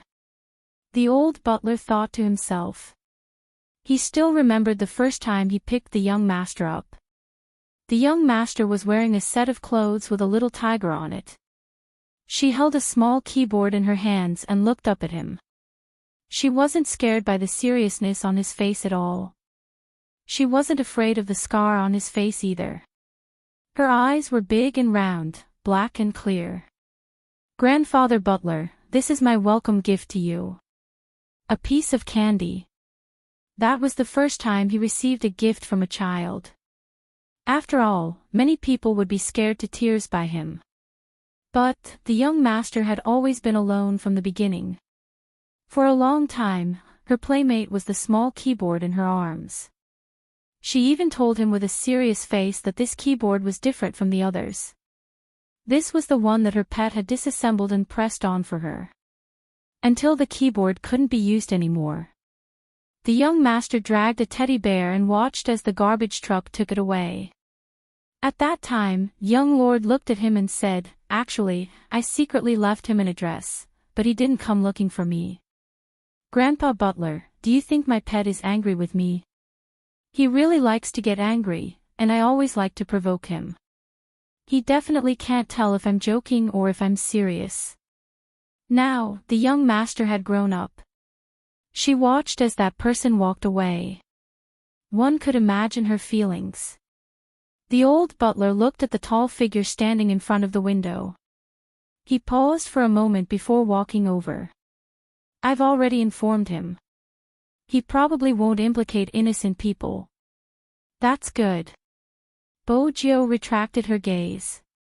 Actually, her thoughts were still wandering. When she pushed the door open, her gaze landed on the wooden chair subconsciously. It had only been 2 to 3 days and the Almighty liked to sit there. He must have jumped from the window. He even called her a wall-climbing student. The Almighty's wall-climbing skills were probably on par with hers. Bojo lowered her lids and looked at the traces left behind. She smiled and turned back. She reached out to wear her mask, her gaze dark and penetrating. At the same time, everyone in the black car had loaded their guns with bullets. The leader had a murderous look on his face. "Let's go, brothers." As they drove forward, there was some fog. That wasn't all. They wanted to kill someone secretly so they couldn't drive in. It only took 15 minutes to reach the castle. It wasn't far and they didn't want to alert the enemy. Fan Jiao alighted as well, holding her notebook in her hands. 9 o'clock. "You aren't your brother, don't order me around." Leopard turned and glanced at her. A cold glint flashed past Fan Jia's eyes. "You seem to have forgotten what my brother said before he left." Leopard stiffened. "All right, you're in command. Don't go in a single direction. Block all the paths around the castle and don't let Z escape. Also, I want to see how he looks like." Fan Jia narrowed her eyes. "Besides, I heard that Z is an expert in disguise. Don't let anyone you meet, even if it's an ordinary passerby, kill them all." "Sure." In the eyes of this group of people, human lives were worthless. It wasn't an exaggeration to call them outlaws. Some people would be righteous even in the underworld. Righteousness meant that they wouldn't touch children. Among all the criminals in prison, people like Leopard were the ones they looked down on the most. But he blamed everything he had suffered on Bojo. In his heart, if it wasn't for Z, those people wouldn't have found him. Moreover, he had done things cleanly. The little girl had been scared out of her wits. She couldn't even testify as there wasn't any crucial evidence. He was about to be released without any charges. It was all Z's fault. Why did she have to interfere? He had thought of using the same method to send Z to prison. He had even worked with some detectives who wanted to make a contribution. But Z was too hard to catch. Now, he finally had a chance. He changed his mind. He wouldn't let Z die so easily. He had to humiliate this person enough, and then shoot him dead with one shot. There were 5 cars. They had a complete set of equipment. Almost every one of them had at least 3 guns. There were a total of 15 of them and they were all mercenaries. They approached their destination silently. The quiet castle was the same as before. At this time, the pigeons would land in the courtyard and eat the food that had been scattered there. White roses bloomed on the vines and extended to the other side of the castle. Faintly, they could hear people making pastries. They didn't seem to notice the danger around them. At this moment, Leopard had reached the courtyard. He smiled. "Come on, boys. Let's give Z a surprise." The person standing next to him threw a grenade in after hearing his words. There was a loud bang. Leopard carried his gun and entered with his men. He fired at the inside of the door. The actions of this group of people were very barbaric. The pigeons flew up in fright. The female owner, who was already far away from the surroundings of the castle, sat in the car and frowned. "What's that sound?" "Mommy, is it little brother's house releasing fireworks?" "Oh. I should have stayed behind. That way, I can watch little brother." The little girl ate the biscuits. The male owner's fingers paused. "Mei Lin, prepare the gun." "Okay." In foreign countries, some people with farms had the right to carry guns. The female owner wasn't stupid. She could hear that the sound just now wasn't simple. She turned and looked behind her. Is it really okay? The male owner didn't say anything. He had a bad feeling. However, he couldn't be sure. He didn't know who the owner of the castle had offended. The smoke caused by the small explosives dissipated. More than 10 people carried their guns and looked around. They didn't see anyone. The tea on the table was still steaming. The temperature hadn't dissipated. There were also the biscuits on the table and the silver fruit plate on the ground. Everything showed that there was someone in the castle. At this moment, the person beside him suddenly pointed in the direction of the second floor. There's a figure there. Second floor, by the window. Trying to escape. Leopard narrowed his eyes and gestured behind him. The few of them went upstairs in an instant. The two on the left and right guarded the bedroom door. Leopard kicked the door open and entered. He raised his gun and pointed it at the figure behind the curtain. He smiled. Z, come out. Let's have a good talk. I didn't expect the famous Z to be afraid. Aren't you very arrogant? The figure didn't move. Leopard scoffed. Looks like you want me to invite you out.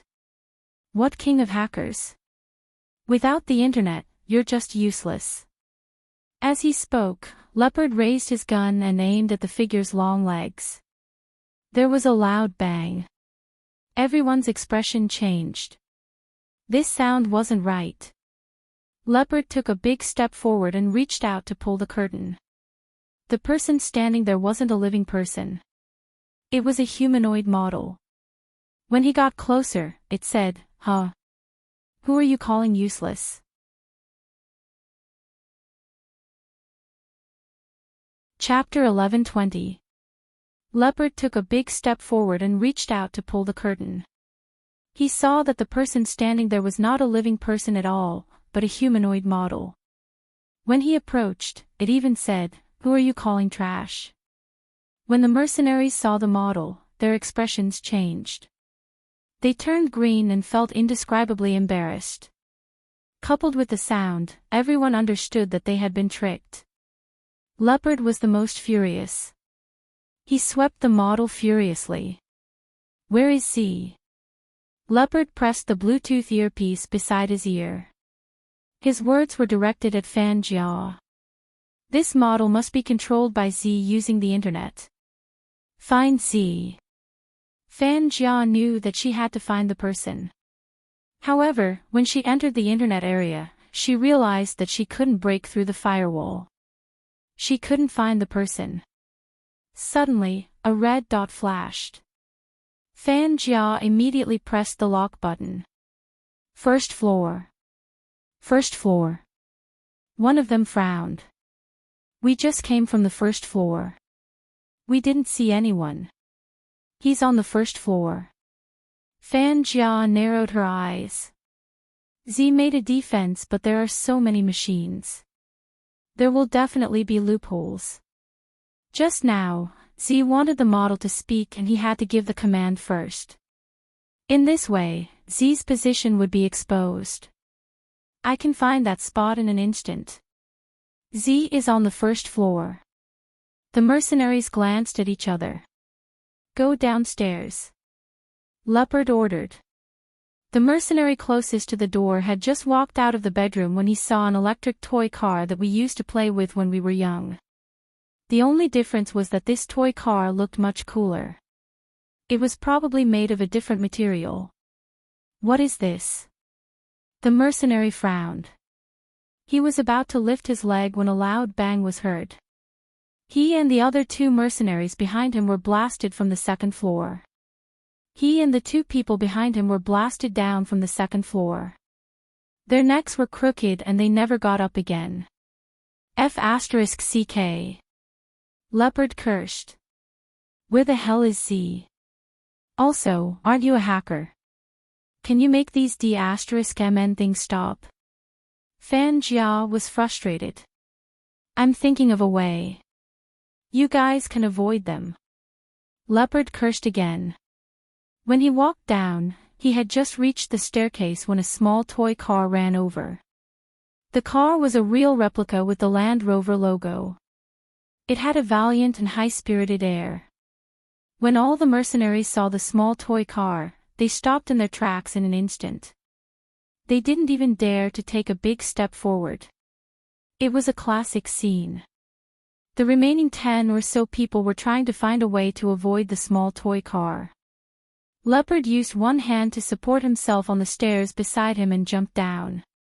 However, at this moment, someone pointed outside the window.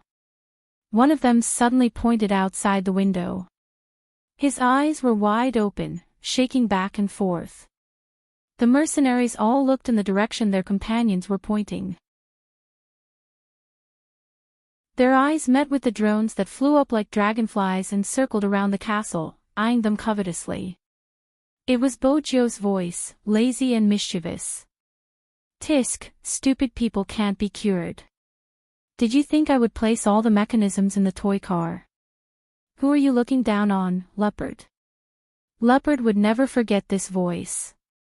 Back then, this was the person who had sent him to prison. He had almost been unable to escape and had even been sentenced to death. "I seem to have forgotten to welcome you." Bojo was dressed in a black leather jacket. She had a pair of earphones on her ears. Her lips were curved upwards. Beneath her silver hair was a beautiful face. "Don't worry, you will definitely like the feast." Leopard was about to speak. There was a swoosh. The drones gathered together. Every one of them was aimed at a single point. Leopard's expression changed. He shouted, "Move aside." But it was too late. The sound of a machine gun rang out. It swept across the area. With the crisp sound of glass shattering, 3 or 4 of the mercenaries were gone. These mercenaries were skilled. That was why they had been able to dodge in that instant. But even if they had managed to dodge, they would have been severely injured.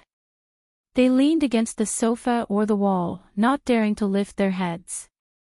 No one could go head-to-head with the drones. They had thought that they could avoid them by hiding under the sofa. But in the next second, the drones seemed to have seen them. The drones seemed to have seen where they were. They circled around the sofa and flew above their heads. Asterisk asterisk asterisk asterisk F asterisk CK. Leopard cursed. He was like a rat that was running away in a panic. Bojo's fingers flew across the keyboard. She had switched on a total of 4 computers. The image on each computer was the scene in the living room. There were even surveillance cameras around the castle. Looking at the scene, her lips curled up. "It's been a year since we last met, and some of you have become more daring. Didn't anyone tell you that us hackers won't go against anyone in the underworld? But if you want to go against us and come to my place to cause trouble, then don't even think about going back." With that, Bojo moved her fingers. The drones changed their direction again. They started sweeping towards the mercenaries who wanted to shoot the drones. Leopard broke out in a cold sweat. He leaned against the wall. Even his breathing had changed. Someone was starting to feel afraid. He said to Leopard, "Boss, why don't we go back? Z is right. We shouldn't go against the hackers." "Shut up." Leopard narrowed his eyes. "Fine, Z." At this moment, Fan Jia said, "Cameras, there are cameras in the house. Shoot them down and the drones won't be able to find your location." Leopard looked up at the rotating cameras. He raised his gun, rolled, and shot down one of the cameras. Swoosh! One of the images on Bojo's side turned white. She raised a brow. Her expression didn't change. But in the living room, shooting down the camera would indeed create a blind spot. The drones in the castle weren't that advanced. Leopard could finally stand up straight.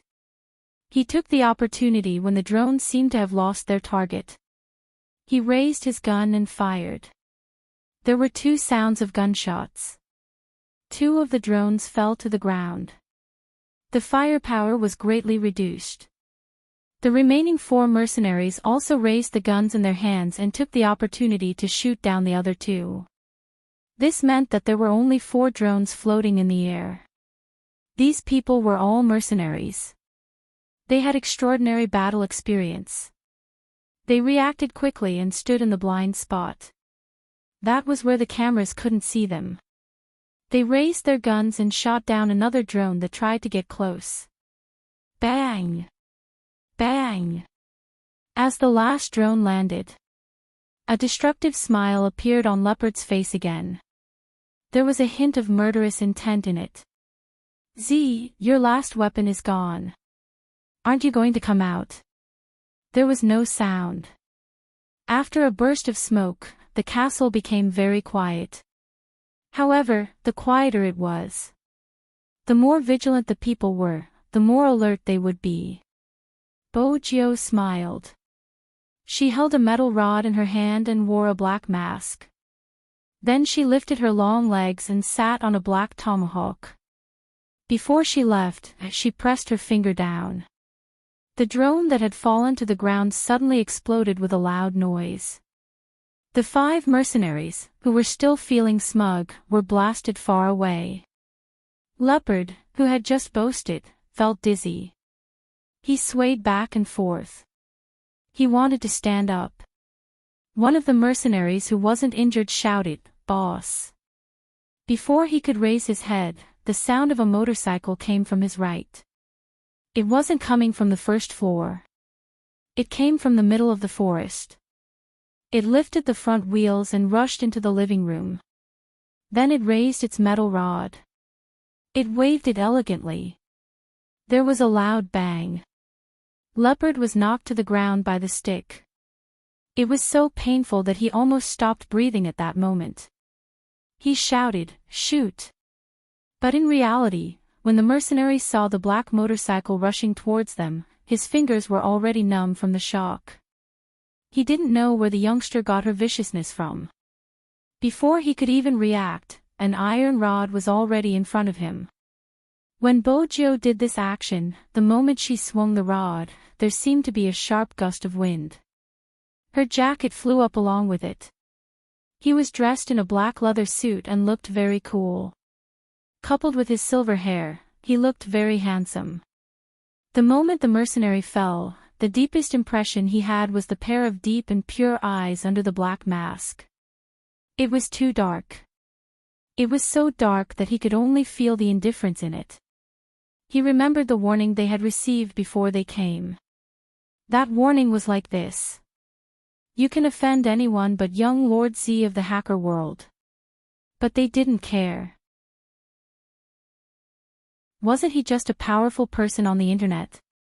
Could he be more powerful than them in real life? But now, the mercenaries regretted it. They were wiped out. There were more than 10 of them and they entered the castle. They were beaten up by a single person and didn't even have the strength to retaliate. In the hall, Bojo held the handlebars of the motorcycle with one hand and stopped with a beautiful swing. One of her long legs stretched out and the tip of her foot was on the ground. She looked down at the mercenaries lying on the ground. At that moment, they felt that they weren't looking at a hacker but a Grim Reaper from a comic. A Grim Reaper with an outstanding aura and holding a metal rod. Bojo exerted force with her left hand and the motorcycle slid forward. She stopped in front of Leopard. "Someone like you is actually alive. It seems like throwing you in jail isn't enough." See? Leopard hated this person to the core. At this moment, even his shout was filled with anger. His chest was heaving up and down as though he was going to fight someone with all his might. Bojo didn't get down from the motorcycle. She just looked at him and said calmly, "You're not convinced. Hold it in." Leopard narrowed his eyes. He seemed to have realized something. He wanted to continue stalling for time but his hand touched a gun. He was about to raise his hand. Bojo swung the rod again. This time, it hit his wrist. There was a crisp sound. Then, she swung the rod again. Leopard was in so much pain that his body curled up. He broke out in cold sweat and his entire body twitched a few times. He lay there and didn't get up again. In the end, there was only one mercenary left. The mercenary was extremely afraid. He should have listened to Kos. He shouldn't have barged in. He would definitely die too. Go back and tell the person who hired you that they don't have to look for me anymore. I will go and look for them. The mercenary heard the sound of the metal rod sliding across the floor.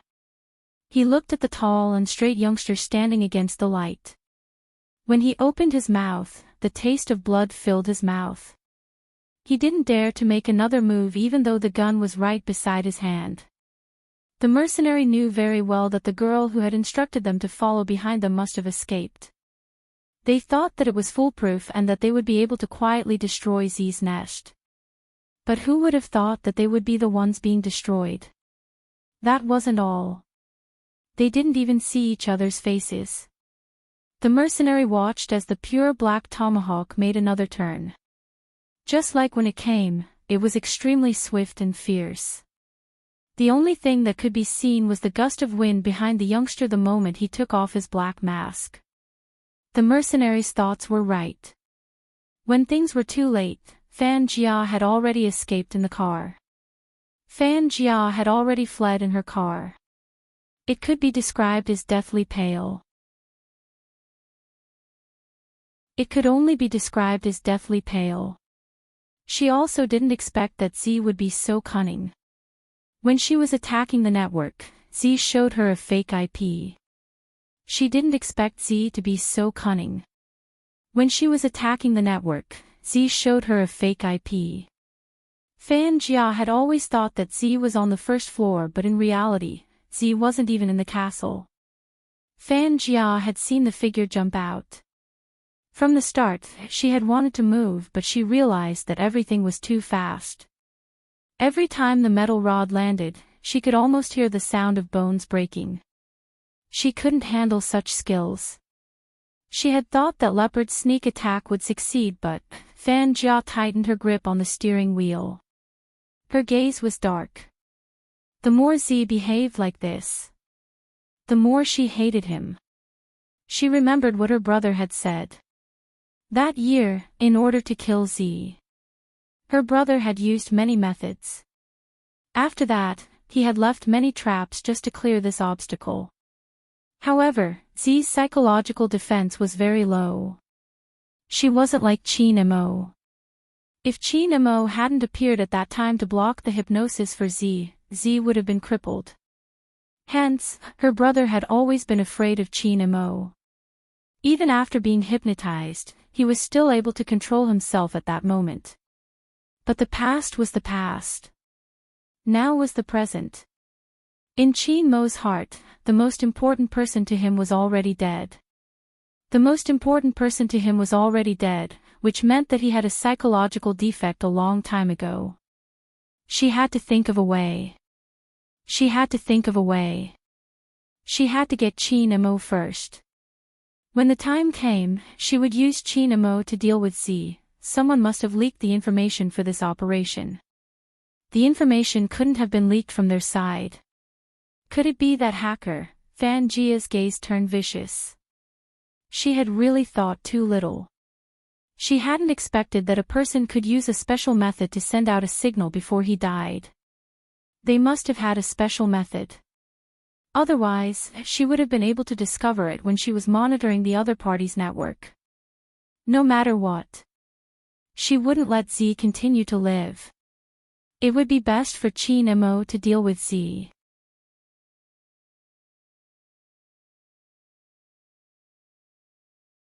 Chapter 11:21. In the distance, the last ray of light disappeared. The surroundings of the castle returned to its original state. It was still covered with trees. There was only a pure black tomahawk passing through the sunset on the straight asphalt road.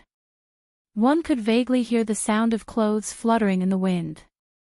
On this day, all the hackers sent out a declaration of war. They would never sell information to the organization that planned the maiden sacrifice. From today onwards, they would never stop tracking the organization. Fan Jia, who had been driving away in a hurry, hadn't realized the consequences of her actions. Until a call came in. His voice was deep.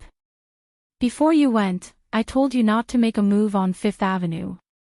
If you make a move there, you won't be able to gain anything. I also told you not to attempt to capture Z. Now that you're doing this, it seems like we're in a passive position. Even our business is affected. Have you thought about the consequences of being tracked by so many hackers?" The screen didn't show the person on the other end of the call. From Fan Jia's expression, it wasn't hard to tell that she was both fearful and respectful of the person. "I didn't think it through, but I already thought of a way to deal with Z. We will start with Qin Mo and let him deal with Z. You won't be able to get close to Z. You won't be able to get close to Qin Mo either." The voice on the other end of the call calmed down. "Fifth Avenue isn't our home ground. Compared to what you have in mind, it's better to kill more Chinese in America so that the troops at the border won't focus on our organization. As for Qin Mo..." He paused. "I received news that someone intends to let him return to the army to carry out the mission to wipe us out. Once Qin Mo and the people he brought out are in the army, we will be in trouble. However, there is something that is beneficial to us. If Qin Mo comes, I can reactivate the hint your brother planted in his mind. Once our plan is complete, we will follow your plan and let Qin Mo deal with Z. Now, you should continue with your actions and create as much chaos as you can. Continue with my plan, create more murders." Fan Jia wasn't stupid. She calmed down and thought about it. That was indeed the right thing to do. There were many people in this world. As long as they were around, the maiden's sacrifice could be completed easily. No matter how capable Z was, he could only stop the incident. He couldn't control human nature. She knew this better than that person. Just watch. Their game of chess would not end so easily. The girl she had chosen should be making her move now. Indeed, that girl still did not know that something had happened to her father. She had always liked to talk about her father's profession on the internet, and she had never thought that it was because of her vanity that she had chosen someone as a chess piece. It was just that no one who was a pawn felt that they were being used. Or rather, they were willing to do some things. For example, right now, the girl had left a comment under the author who was defending his rights. "This is so annoying. As a viewer, all I care about is whether I can continue reading what I've read. Both sides are fans, and I'm simply reading the book. I don't care about copyright infringement, but I feel that the original author is quite pretentious. First, he dug his own grave, and that's not enough. The original author's mother is still holding on to this matter, and in the end, he still dug his own grave. I'll say it again, I'm just stating the facts." What shocked her was that there was still a group of people replying to her. "I think so too. Besides, copyright infringement is a matter of opinion. Even if it's a plagiarism, I still like to read it. Similarly, I'm a fan of both sides and have the same thoughts as the original poster. I sincerely hope that we can coexist peacefully. The fans of the original author have no manners and are too overbearing." Every comment was filled with extremely twisted views, but the accomplices felt that they were all charming little angels. Especially this girl. After leaving her comment online, she left the house. After all, the contact had told her that if the person she hated wanted to be punished, she had to do something herself. If she needed to do something, there were letters and tools in the mailbox. As long as she went to retrieve it and follow the method provided, it would be fine. It was obvious that the girl was very happy. It was really enough of those people who claimed to be righteous on the internet. These people were either too young or a bunch of poor villagers who did not even have the most basic upbringing. She had only said a sentence that couldn't be any more normal, and those people said that her values were not right. The internet was really too violent. However, this did not affect her at all. She had never been able to communicate with stupid people. But until today, why hadn't her father transferred her money? Didn't he know that her expenses abroad were very high? It would be her birthday in 2 days. How she planned her birthday party would directly affect her status in the Chinese community. It had not been easy for her to get to know her current group of friends. If the money was not in place, the people in the circle would definitely think that her family was not rich enough. At the thought of this, the girl became slightly annoyed. She decided to call her family to hurry up and give her money after she took the things in the mailbox. The mailbox in the school was very long. It was like a small cabinet. After opening it, the things inside could be seen. The girl's lips were still curled up until she opened the cabinet door. Suddenly, the sound of a bell rang out. It was as if her action had touched a switch. It was indeed so. Because someone was waiting for him here. They were all detectives. When they saw that the person who came to the mailbox was really a girl, their eyes all widened. After all, the prediction was too accurate. The man who was leading the team was relatively calm. Because he knew very well how capable Qin was. When Qin came to find him, he had a premonition that the case was about to be solved. As expected. But after seeing the girl's innocent appearance, he couldn't help but ask, "Qin, how did you lock onto the target?" When the girl heard this sentence in English, she subconsciously looked in that direction. There was a silhouette standing against the light. The silhouette had one hand in his pocket and was leaning against the mailbox. He exuded an aura that did not belong here. I've used the killer's method to try to contact someone. Whoever comes to the mailbox to get something is obviously an accomplice in the next case. Qin Mo walked out, his figure becoming clearer and clearer. The girl finally saw the outline of his face clearly. She had never encountered such a thing before. He was surrounded by so many police detectives in America. The girl's face was pale, and she kept shouting that she wanted to see the people from the consulate. Qin Mo didn't even want to look at her, even though he knew that there was a high possibility that she would be sent back due to lack of evidence. After all, she wasn't the murderer. However, this kind of person was no different from a direct murderer. Ever since the case appeared, Qin Mo had been wondering if these people were related in some way. After all, the mastermind behind all of this would not just find a random person to help him. Therefore, there must be some kind of connection between them. He didn't think of it. Really think through the most important thing. It was when he was about to leave the castle. He pulled up all the information on a certain person's computer and opened the previous preview record. All the people who were chosen, in a certain case, were either defending the thief, feeling that infringement didn't matter, or saying that they were fans of both sides. They had something in common. These people were accomplices in the beginning, but in the end, they were targeted by the murderer and cleaned up. They had something in common, all of them had made similar comments.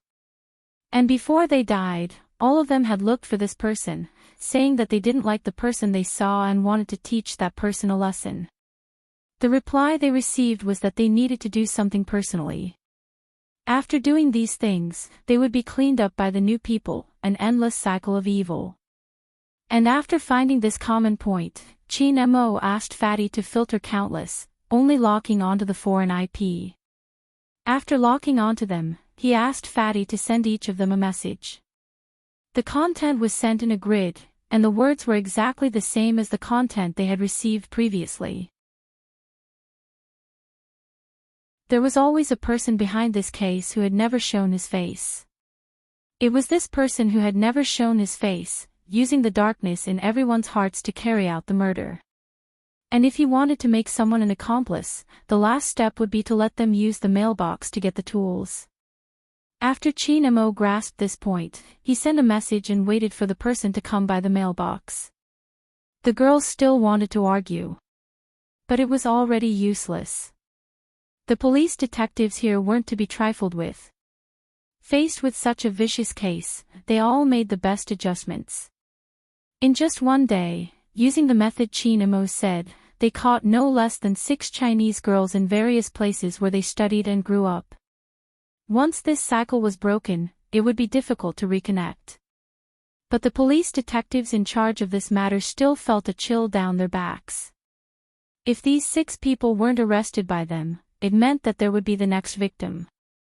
But thinking about this carefully, some of these victims were innocent, and some were accomplices themselves, but they were just cleaned up. If it hadn't been for those accomplices, the first victim wouldn't have died. In other words, this was a case of an accomplice harming people. Compared to the direct murder of the murderer, it made people's hearts heavier. It was difficult for them to type out such a report and hand it in. Fortunately, this evil cycle was broken by them. If it hadn't been for Qin, they wouldn't have thought it would be such a case. With this thought, the detective looked towards Qin Mo, walked over, and patted his shoulder with his left hand. With a sigh, he said, "Qin, let's have a drink later, let me thank you properly."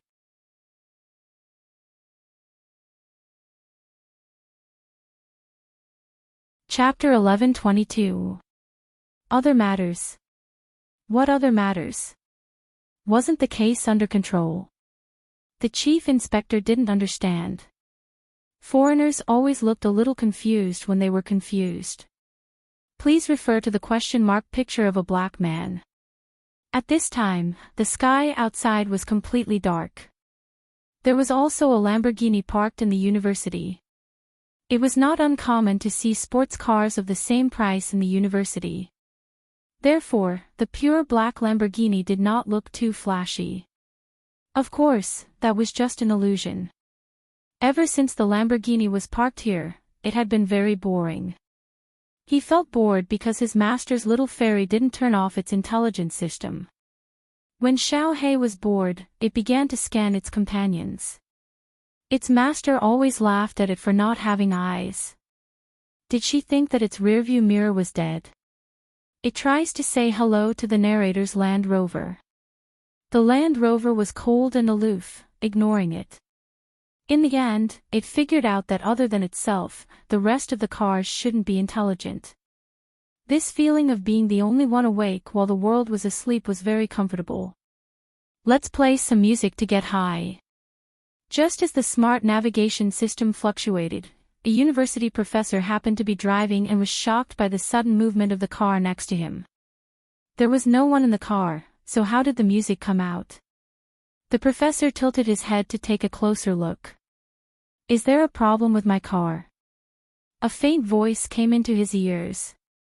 No, it's very cool. The university professor smiled. He must have wanted to see how the car could play music on its own. Qin Mo walked to the side of the car, whispered the password, and pulled the door open. After the car beside him left, he said, "Didn't your master tell you that if you suddenly make a sound, people will treat it as a supernatural event?" Master said that you don't have to care about these details. Qin Mo remained silent, turning the steering wheel with one hand. The navigation system became serious at this moment. It had to be serious. Its owner's little vixen never played by the book. Where do you want to go? Automatically guide the route. Qin Mo tilted his handsome and elegant face. He seemed to be a little silent. Finally, he said, "Let's go back to the castle." Back to the castle. The black Lamborghini was shocked. Was this person crazy? It was one thing for him to willingly be kidnapped, but now he still wanted to return to the castle. It really couldn't understand such complicated humans. However, if Master saw that her little fairy was going back, she would definitely be happy. She would definitely be happy. The smart navigation system could also analyze fluctuations. Sometimes, it was true that they would ask questions. In the face of such a question, Qin Mo's voice was calm. If I leave after sleeping with me, wouldn't I be letting your master have it easy? The black Lamborghini thought. What a devil. Check if there's a Burger King nearby. Nemo didn't seem to care about the erratic navigation. Black Lamborghini, we need to take a detour. Go around. One word, simple and clear. The black Lamborghini was now wondering whose car it belonged to. He thought he would wait outside for a while. She didn't expect the man to order takeout, so she just put it aside and didn't eat it. As a smart car, the Lamborghini had some analytical abilities. Master buys this every time he comes out. She likes to eat this kind of junk food. Mo's voice carried his usual nonchalance. The black Lamborghini fluctuated again. So, you bought this one. Don't you know that your master loves to feed me? It's convenient to feed her with fries and chicken strips. Black Lamborghini. In order to let master feed you, you even brought your own tools. How shameless. Why did it feel that the information it had received from its master was all wrong? This great demon king was clearly enjoying it. It felt that master seemed to have misunderstood something. When there was a chance, it would tell master about this devil's scheme. In fact, Nemo bought these things not only because he wanted to be fed, but also because he knew that she liked to eat these things. If he came out like this today, she would definitely be depressed. He didn't have time to buy sweets. He was worried that if he took too much time, a certain someone's imagination would run wild. Hence, he bought a bag of chicken strips. At least when she saw food, she wouldn't always droop her ears. Even though she still looked pretty, he felt uncomfortable every time he looked at her. Thinking about that fellow's furry head drooping and her listless look, Nemo instinctively accelerated to the maximum. The Batmobile sped up very quickly. In an instant, it overtook 4 cars and swept towards the bridge. The night sky of New Yao was revealed at this time. The dazzling lights were like stars in the sky. One could hear the music coming from the sports car. Such a scene gradually faded when they reached the outskirts. The castle in the depths of the forest was always very quiet. But today, this tranquility was too much. There wasn't even a single light. Even the torches outside weren't lit. From afar, only the outline of the castle could be seen. Nemo stopped the car. His uninjured hand was still holding the takeaway bag. The moment his eyes saw the castle, there wasn't a trace of warmth in them. He hurried over and pushed open the destroyed door. Even without the light, with his experience, he could see that there were traces of fighting and explosions. Nemo had never felt like this before. His entire body stiffened. Then he strode down the basement. The only thing he could think of was that if something had happened, that fellow might have avoided the attack in the basement. But she didn't. There was no one in the basement. Nemo forced himself to calm down. Even when he pressed the answer button, his fingers were trembling slightly. Young Master. The shadow guards didn't expect young Master to turn on the receiver at this time. After all, when he was alone with young Master Joe, he would definitely block them. Nemo took a deep breath. He gripped the staircase railing as if this was the only way to clear his mind. Go and find out which mercenary organization has been mobilized recently. I want to know the results immediately. Hearing the voice on the other end of the earpiece, the shadow guards glanced at each other and immediately replied, yes. They had never heard young Master order them in such a tone. What exactly happened over there? Probably no one could understand Mo's feelings at this moment. He stood there, as if there was an unbearable emptiness in his chest. He just stood there emptily. At that moment, he thought about many things. The most important thing he thought about was that he shouldn't go out. Even if he wanted to go out, he should bring that person along.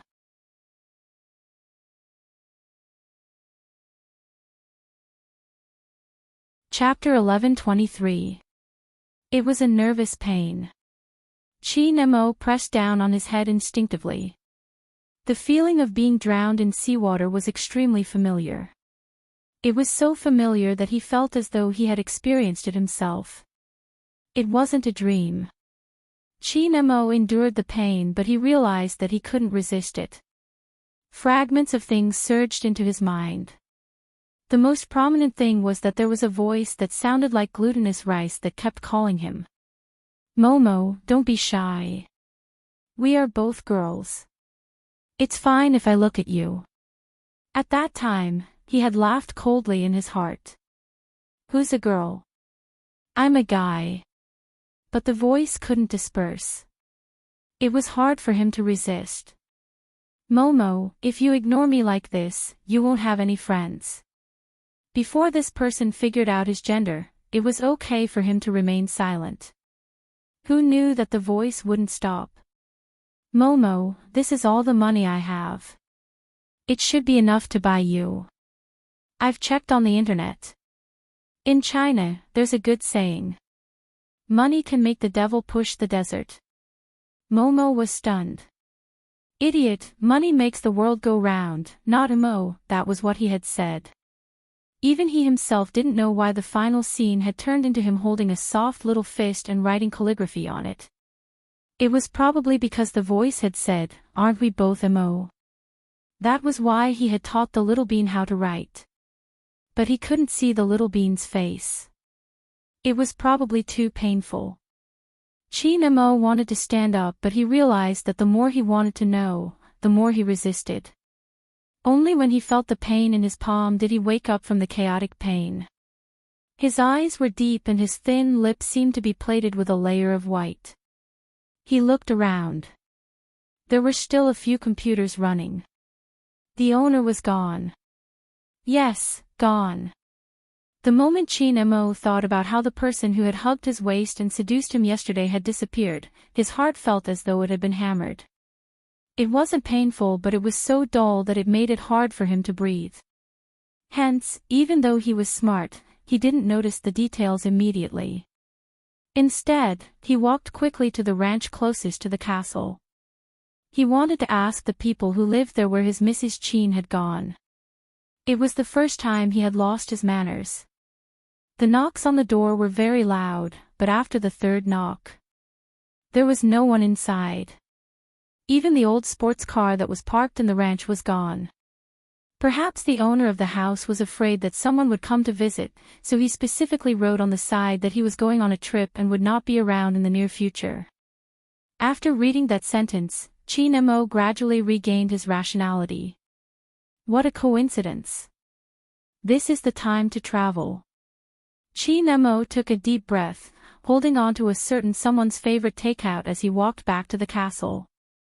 This time, he wasn't as impatient as he was last time when he only wanted to see a certain someone. Instead, he focused his attention on the details of the environment. All the cameras in the castle were turned on, which was different from when he left. There were more than 10 downed drones on the floor. He had seen those drones before.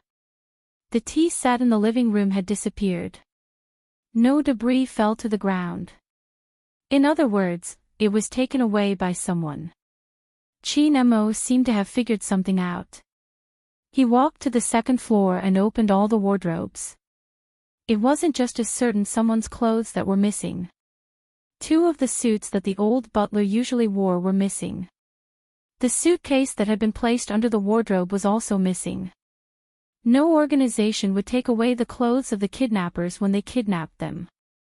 It seemed like they had planned to leave in advance.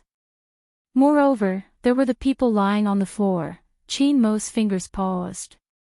Before he could take a step, a series of sirens came from outside the castle. The police cars were here. And it was a large number of police cars. The police cars stopped in front of the castle one after another. The headlights shone through the door. One of the police detectives suddenly narrowed his eyes, raised his gun, and shouted, "There's someone inside." However, Chi Nemo didn't seem to hear the sound.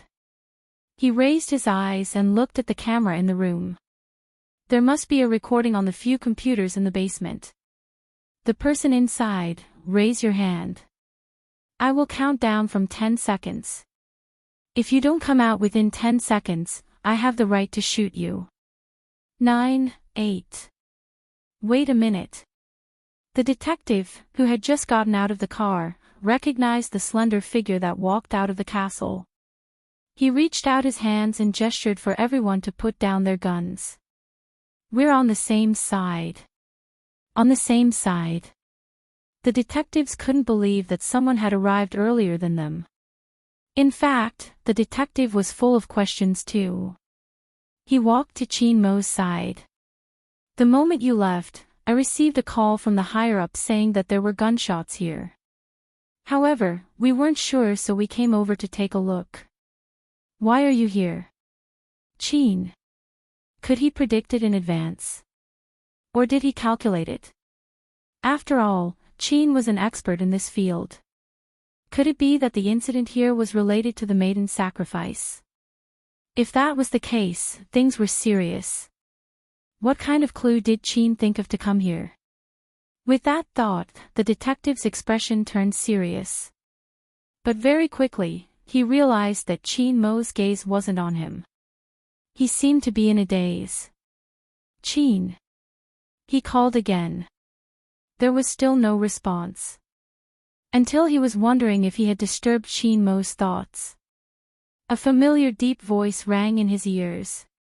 Get your men to move the people lying inside. Don't touch anything in the castle. Don't touch anything.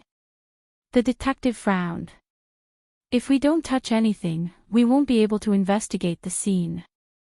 Chin Mo's expression was still the same. No one could tell if he was happy or angry. His tone was calm. Before you came, I had already investigated. It was an invasion by mercenaries. With that, he threw something to the detective. Help me investigate which organization this is. Besides, this castle belongs to my wife. I will be staying here in the future. You can ask me directly if you want any information. Move the people away and get your men to go back. She doesn't like to be disturbed. When the detective heard this, his instincts told him that someone was taking revenge on Chin Mo. He immediately said, Chin, your wife, I will look for her myself. Chin Mo interrupted him. The detective was even more certain of his guess. As expected, Chin was involved in the maiden's sacrifice case. That was why he was being targeted. But when did Chin have a wife? Why hadn't he heard of it? If this hadn't happened, he would have been shocked and wanted to find out more about it. But now, he wouldn't ask. He definitely wasn't in the mood to talk about it. The only thing he could do was to follow Chin Mo's instructions and get his men to clear the scene. Any mercenary group would be extremely cruel and ruthless. The chief inspector looked at the people being carried out and imagined a scene. There were probably too many mercenaries. After fighting for a while, they didn't have the ability to resist and a beautiful young lady was taken away. The detective couldn't bear to think about what happened next. He just said to Chin Mo, when the organization is found, I will report to the higher-ups and get them to send people to look for her. Don't worry, we will definitely find her. There's no need. Unexpectedly, that person gave him this word. The detective didn't understand. What was Chin thinking? Could it be? There was indeed a situation. If the police didn't take action, the other party wouldn't kill the hostage. That meant that Chin was probably worried about this when he said he wanted to look for her himself. The detective thought through the situation according to his usual way of thinking. He patted Chin Mo's shoulder. Let me know if you need anything. Okay. Chin Mo was obviously distracted. The more the detective looked at Chin Mo, the more he felt an indescribable feeling. It was as though Chin Mo had been hollowed out and didn't speak much. Even though he didn't speak much in the past, the concept was different. It would take some time to clear the scene. The detective was led astray by his own thoughts. In addition, he kept thinking about the phrase, "my wife's castle." Hence, he didn't notice the minute details. Before he left, he suggested that two men stay behind to protect Chin Mo. Chin Mo stuffed a hand into his pocket, seemingly in a daze. When he heard the detective's words, he replied, "There's no need, my men will be here soon. They are just around here." "All right." The detective didn't force it. After all, he was clear about Chin Mo's identity and ability. After getting his men into the car, he bade farewell to Chin Mo. The report was a little difficult to type. But such mercenary revenge was indeed common overseas. As the police car disappeared, the castle returned to its nighttime tranquility. The castle returned to the silence of the night. Two of the chandeliers in the hall were broken, but it didn't affect the overall lighting.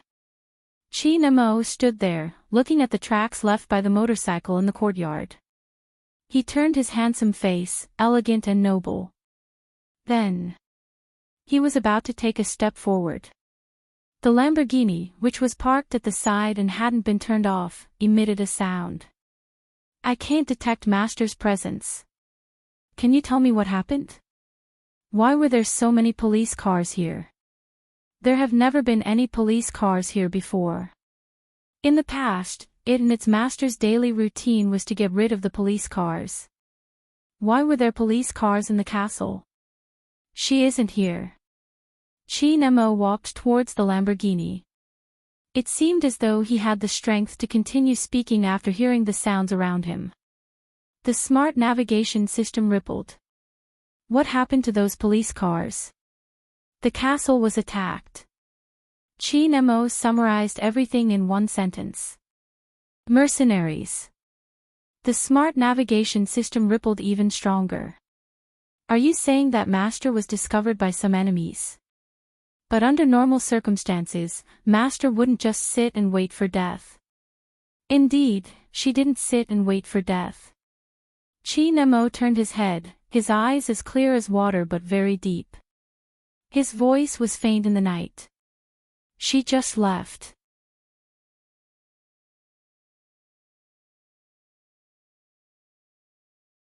Chapter 11:24. Unexpectedly, the navigation system heard the word desolation in that voice. Chin Mo's men arrived quickly, like shadows. The first thing he did was to return the phone to young Master.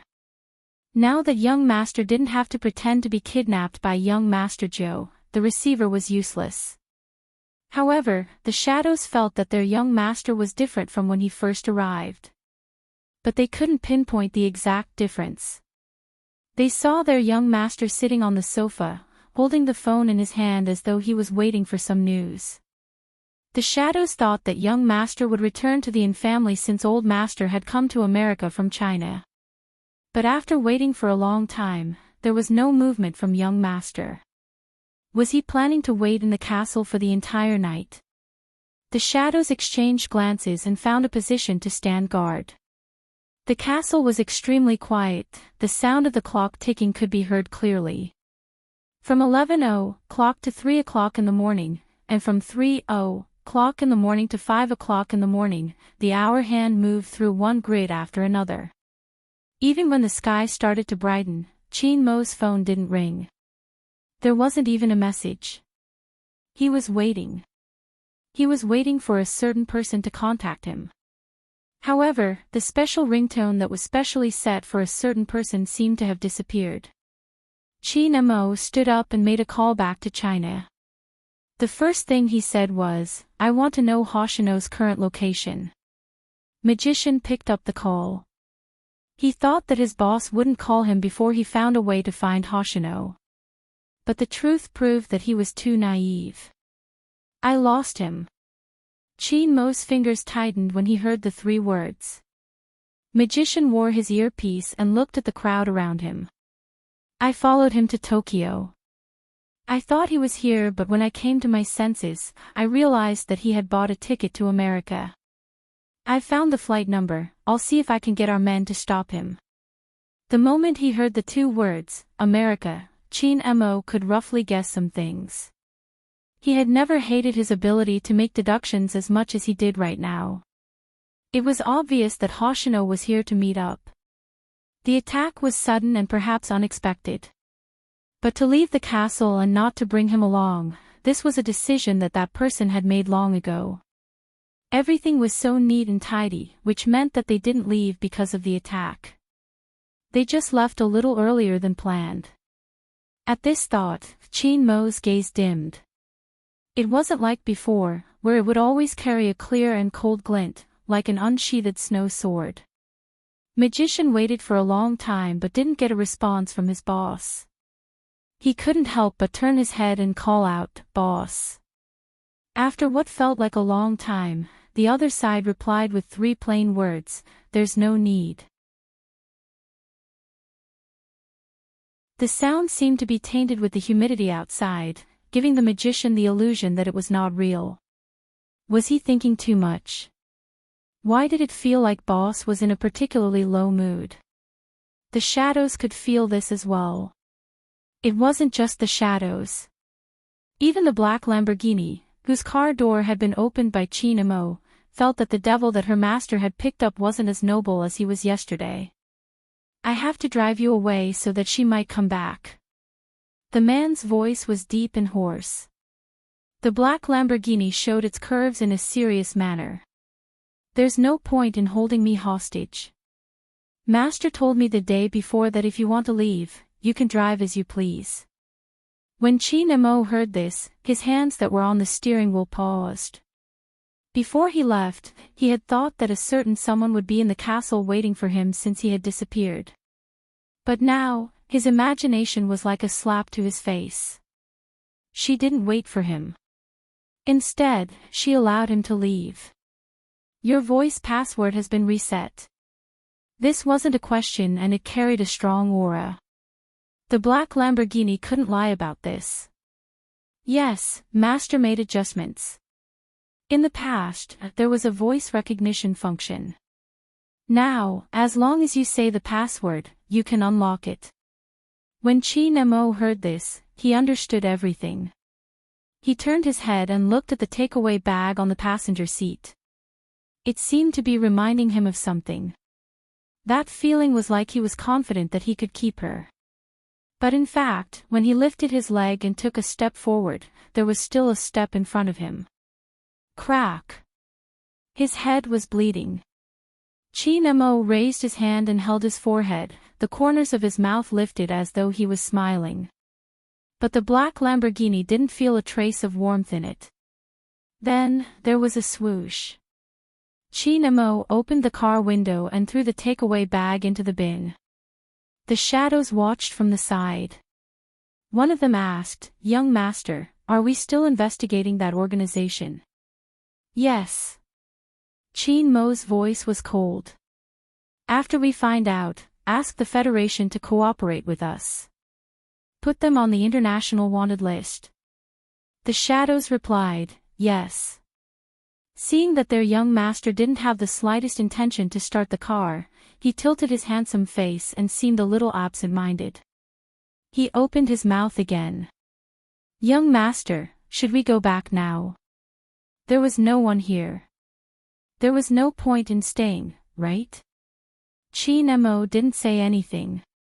After almost a minute, he started the car and said, "Leave 2 people behind to watch the surroundings." Then, he sped up and disappeared in front of the castle. The shadows never expected that one day, they would be reduced to workers who looked after the castle. Lin Feng also realized that Bojiu couldn't be contacted. These days, Lin Feng had obviously changed. The biggest change was in his hairstyle. In order to make it look more nimble, he used a hairband to tie his hair. His dressing style had also changed. Who would have thought that a person who called him grandfather every day would look so good in a suit? "Master, I have to apply for leave today." Lin Feng finished the last mouthful of porridge and raised his head to look at the person who had brought him. The man ate slowly. He was still flipping through the documents in his hands. When he heard Lin Feng's words, he frowned and said, "You made this, Captain. It will end after lunch with the investor. Why are you telling me that you want to apply for leave at such a crucial time? My best childhood friend is leaving the country today." Lin Feng shifted his gaze. "I have to send him off." The man wanted to say something, but the phone in his hand rang. It was the old CEO. He was coughing when he spoke. After listening to the content, the man glanced at Lin Feng. He praised him and said faintly, "It seems like you didn't run away from home to work, young Master Lin." Lin Feng choked. He felt slightly guilty. The man didn't say much. "There's still one more night. Once you're done, hurry over. Even if you're young Master Lin, you have to be there when it's time to drink." "No problem." Honestly, he was older than him and had a stronger aura. But Lin Feng wasn't afraid. Since he had started from the bottom, he wanted to learn something from this person. After all, this person was famous in the business circle. After leaving the breakfast shop, Lin Feng started to call Bojo. He wanted to ask Little Spade what he should say since Yunhu was leaving, but Bojo's phone rang. Unexpectedly, Bojo's phone was switched off. Lin Feng had just frowned when he received a message from the Empress Dowager. "Whose flight is in the afternoon? Let's have a family gathering." Lin Feng replied neatly, "Okay." He then asked, "Oh right, Mom, where are we going?" Mother Lin probably felt that her son was hopeless, so she called him back. "Say, I'm so smart and beautiful. How did I give birth to such a stupid son like you?" "Same place, private room. Almost everyone is here. We're just waiting for you." "Sure, I'll head over now," Lin Feng replied. "Smart and beautiful Madam Lin. Hurry." Mother Lin smiled. "Do you want to talk to who?" "It's okay, I'll drive." Lin Feng could vaguely hear the commotion over there. It was Yunhu's voice. Even though it was soft, he could hear it clearly. The call ended quickly. She was probably afraid that if Yunhu really picked up, they would have an awkward conversation. Lin Feng didn't know that Yunhu was already on the phone. When he heard the busy tone, his fingers paused. "Auntie," he hung up. Hung up. Mother Lin was happy today. She didn't notice Yunhu's emotions. He has been busy these 2 days. He probably hasn't finished his work. "Auntie." Yunhu opened his mouth, as if he wanted to ask something. Mother Lin turned her head. Yunhu knew some things that weren't suitable for the elders. "Your sleeve. This dress has big cuffs," Mother Lin said as she pulled the sleeve back. Unbeknownst to her, Yunhu wanted to ask why he had to learn from that person. He probably hadn't expected that his position would be taken over by someone else. The burning sensation in his chest made him loosen his collar. He thought to himself that he was about to see that person, and he couldn't control his emotions any longer. He couldn't just make things awkward for everyone before he left. Even now, it wasn't any better between the two of them. At least it wasn't completely broken, right? But Yunhu didn't expect that person to still not appear when the food was served. Mother Lin had called to rush him, but he hadn't picked up. He should be busy. It's the end of his project today. Madam Yun sighed. Lin Feng has really grown up. He's such a good son. Why isn't he ours? That's enough. I should be the one to take over your Yunhu. As mothers, they always despise their own children. Yunhu sat there, finishing the tea in his cup. He was about to stand up when Mother Lin said, "Let's eat first." Mama Lin said, "Let's eat first. We don't know when that kid will come. Huzi's plane can't be missed." "Okay, let's eat first." Both families had a good relationship. The dining table was also bustling with noise and excitement. But Yun, who didn't have any appetite. He couldn't dampen everyone's spirits. In the end, he couldn't take it anymore. He found an excuse to leave the private room. He leaned against the soft carpeted corridor wall and tilted his head to light a cigarette. The moment he took a puff, he saw a person walking over in a hurry. He probably hadn't expected to see him in the corridor. That person was stunned. Luckily, I managed to make it in time. There was a traffic jam along the way. I almost got bronchitis. Why did you come out? Are you smoking? Yun, who didn't tell the truth. He looked at the sweat on Lin Feng's head and instinctively reached out, wanting to wipe it off. Lin Feng raised his hand instinctively. Sweaty? A lot. Yun, who held the cigarette in his hand. He retracted his hand and stuffed it back into his pocket. Go in. What about you? Lin Feng felt that his actions could be misunderstood. But he couldn't interact too much in case he went crazy. Yun, who raised the cigarette in his hand. I'll go in after I finish this. You can have 2 bites first. Okay. Yun, who watched as the person entered. He mainly wanted to adjust himself. After he was done, he pushed the door open. Coincidentally, he heard the person say, "My master looks fierce, but he's a good leader. I learned a lot from him."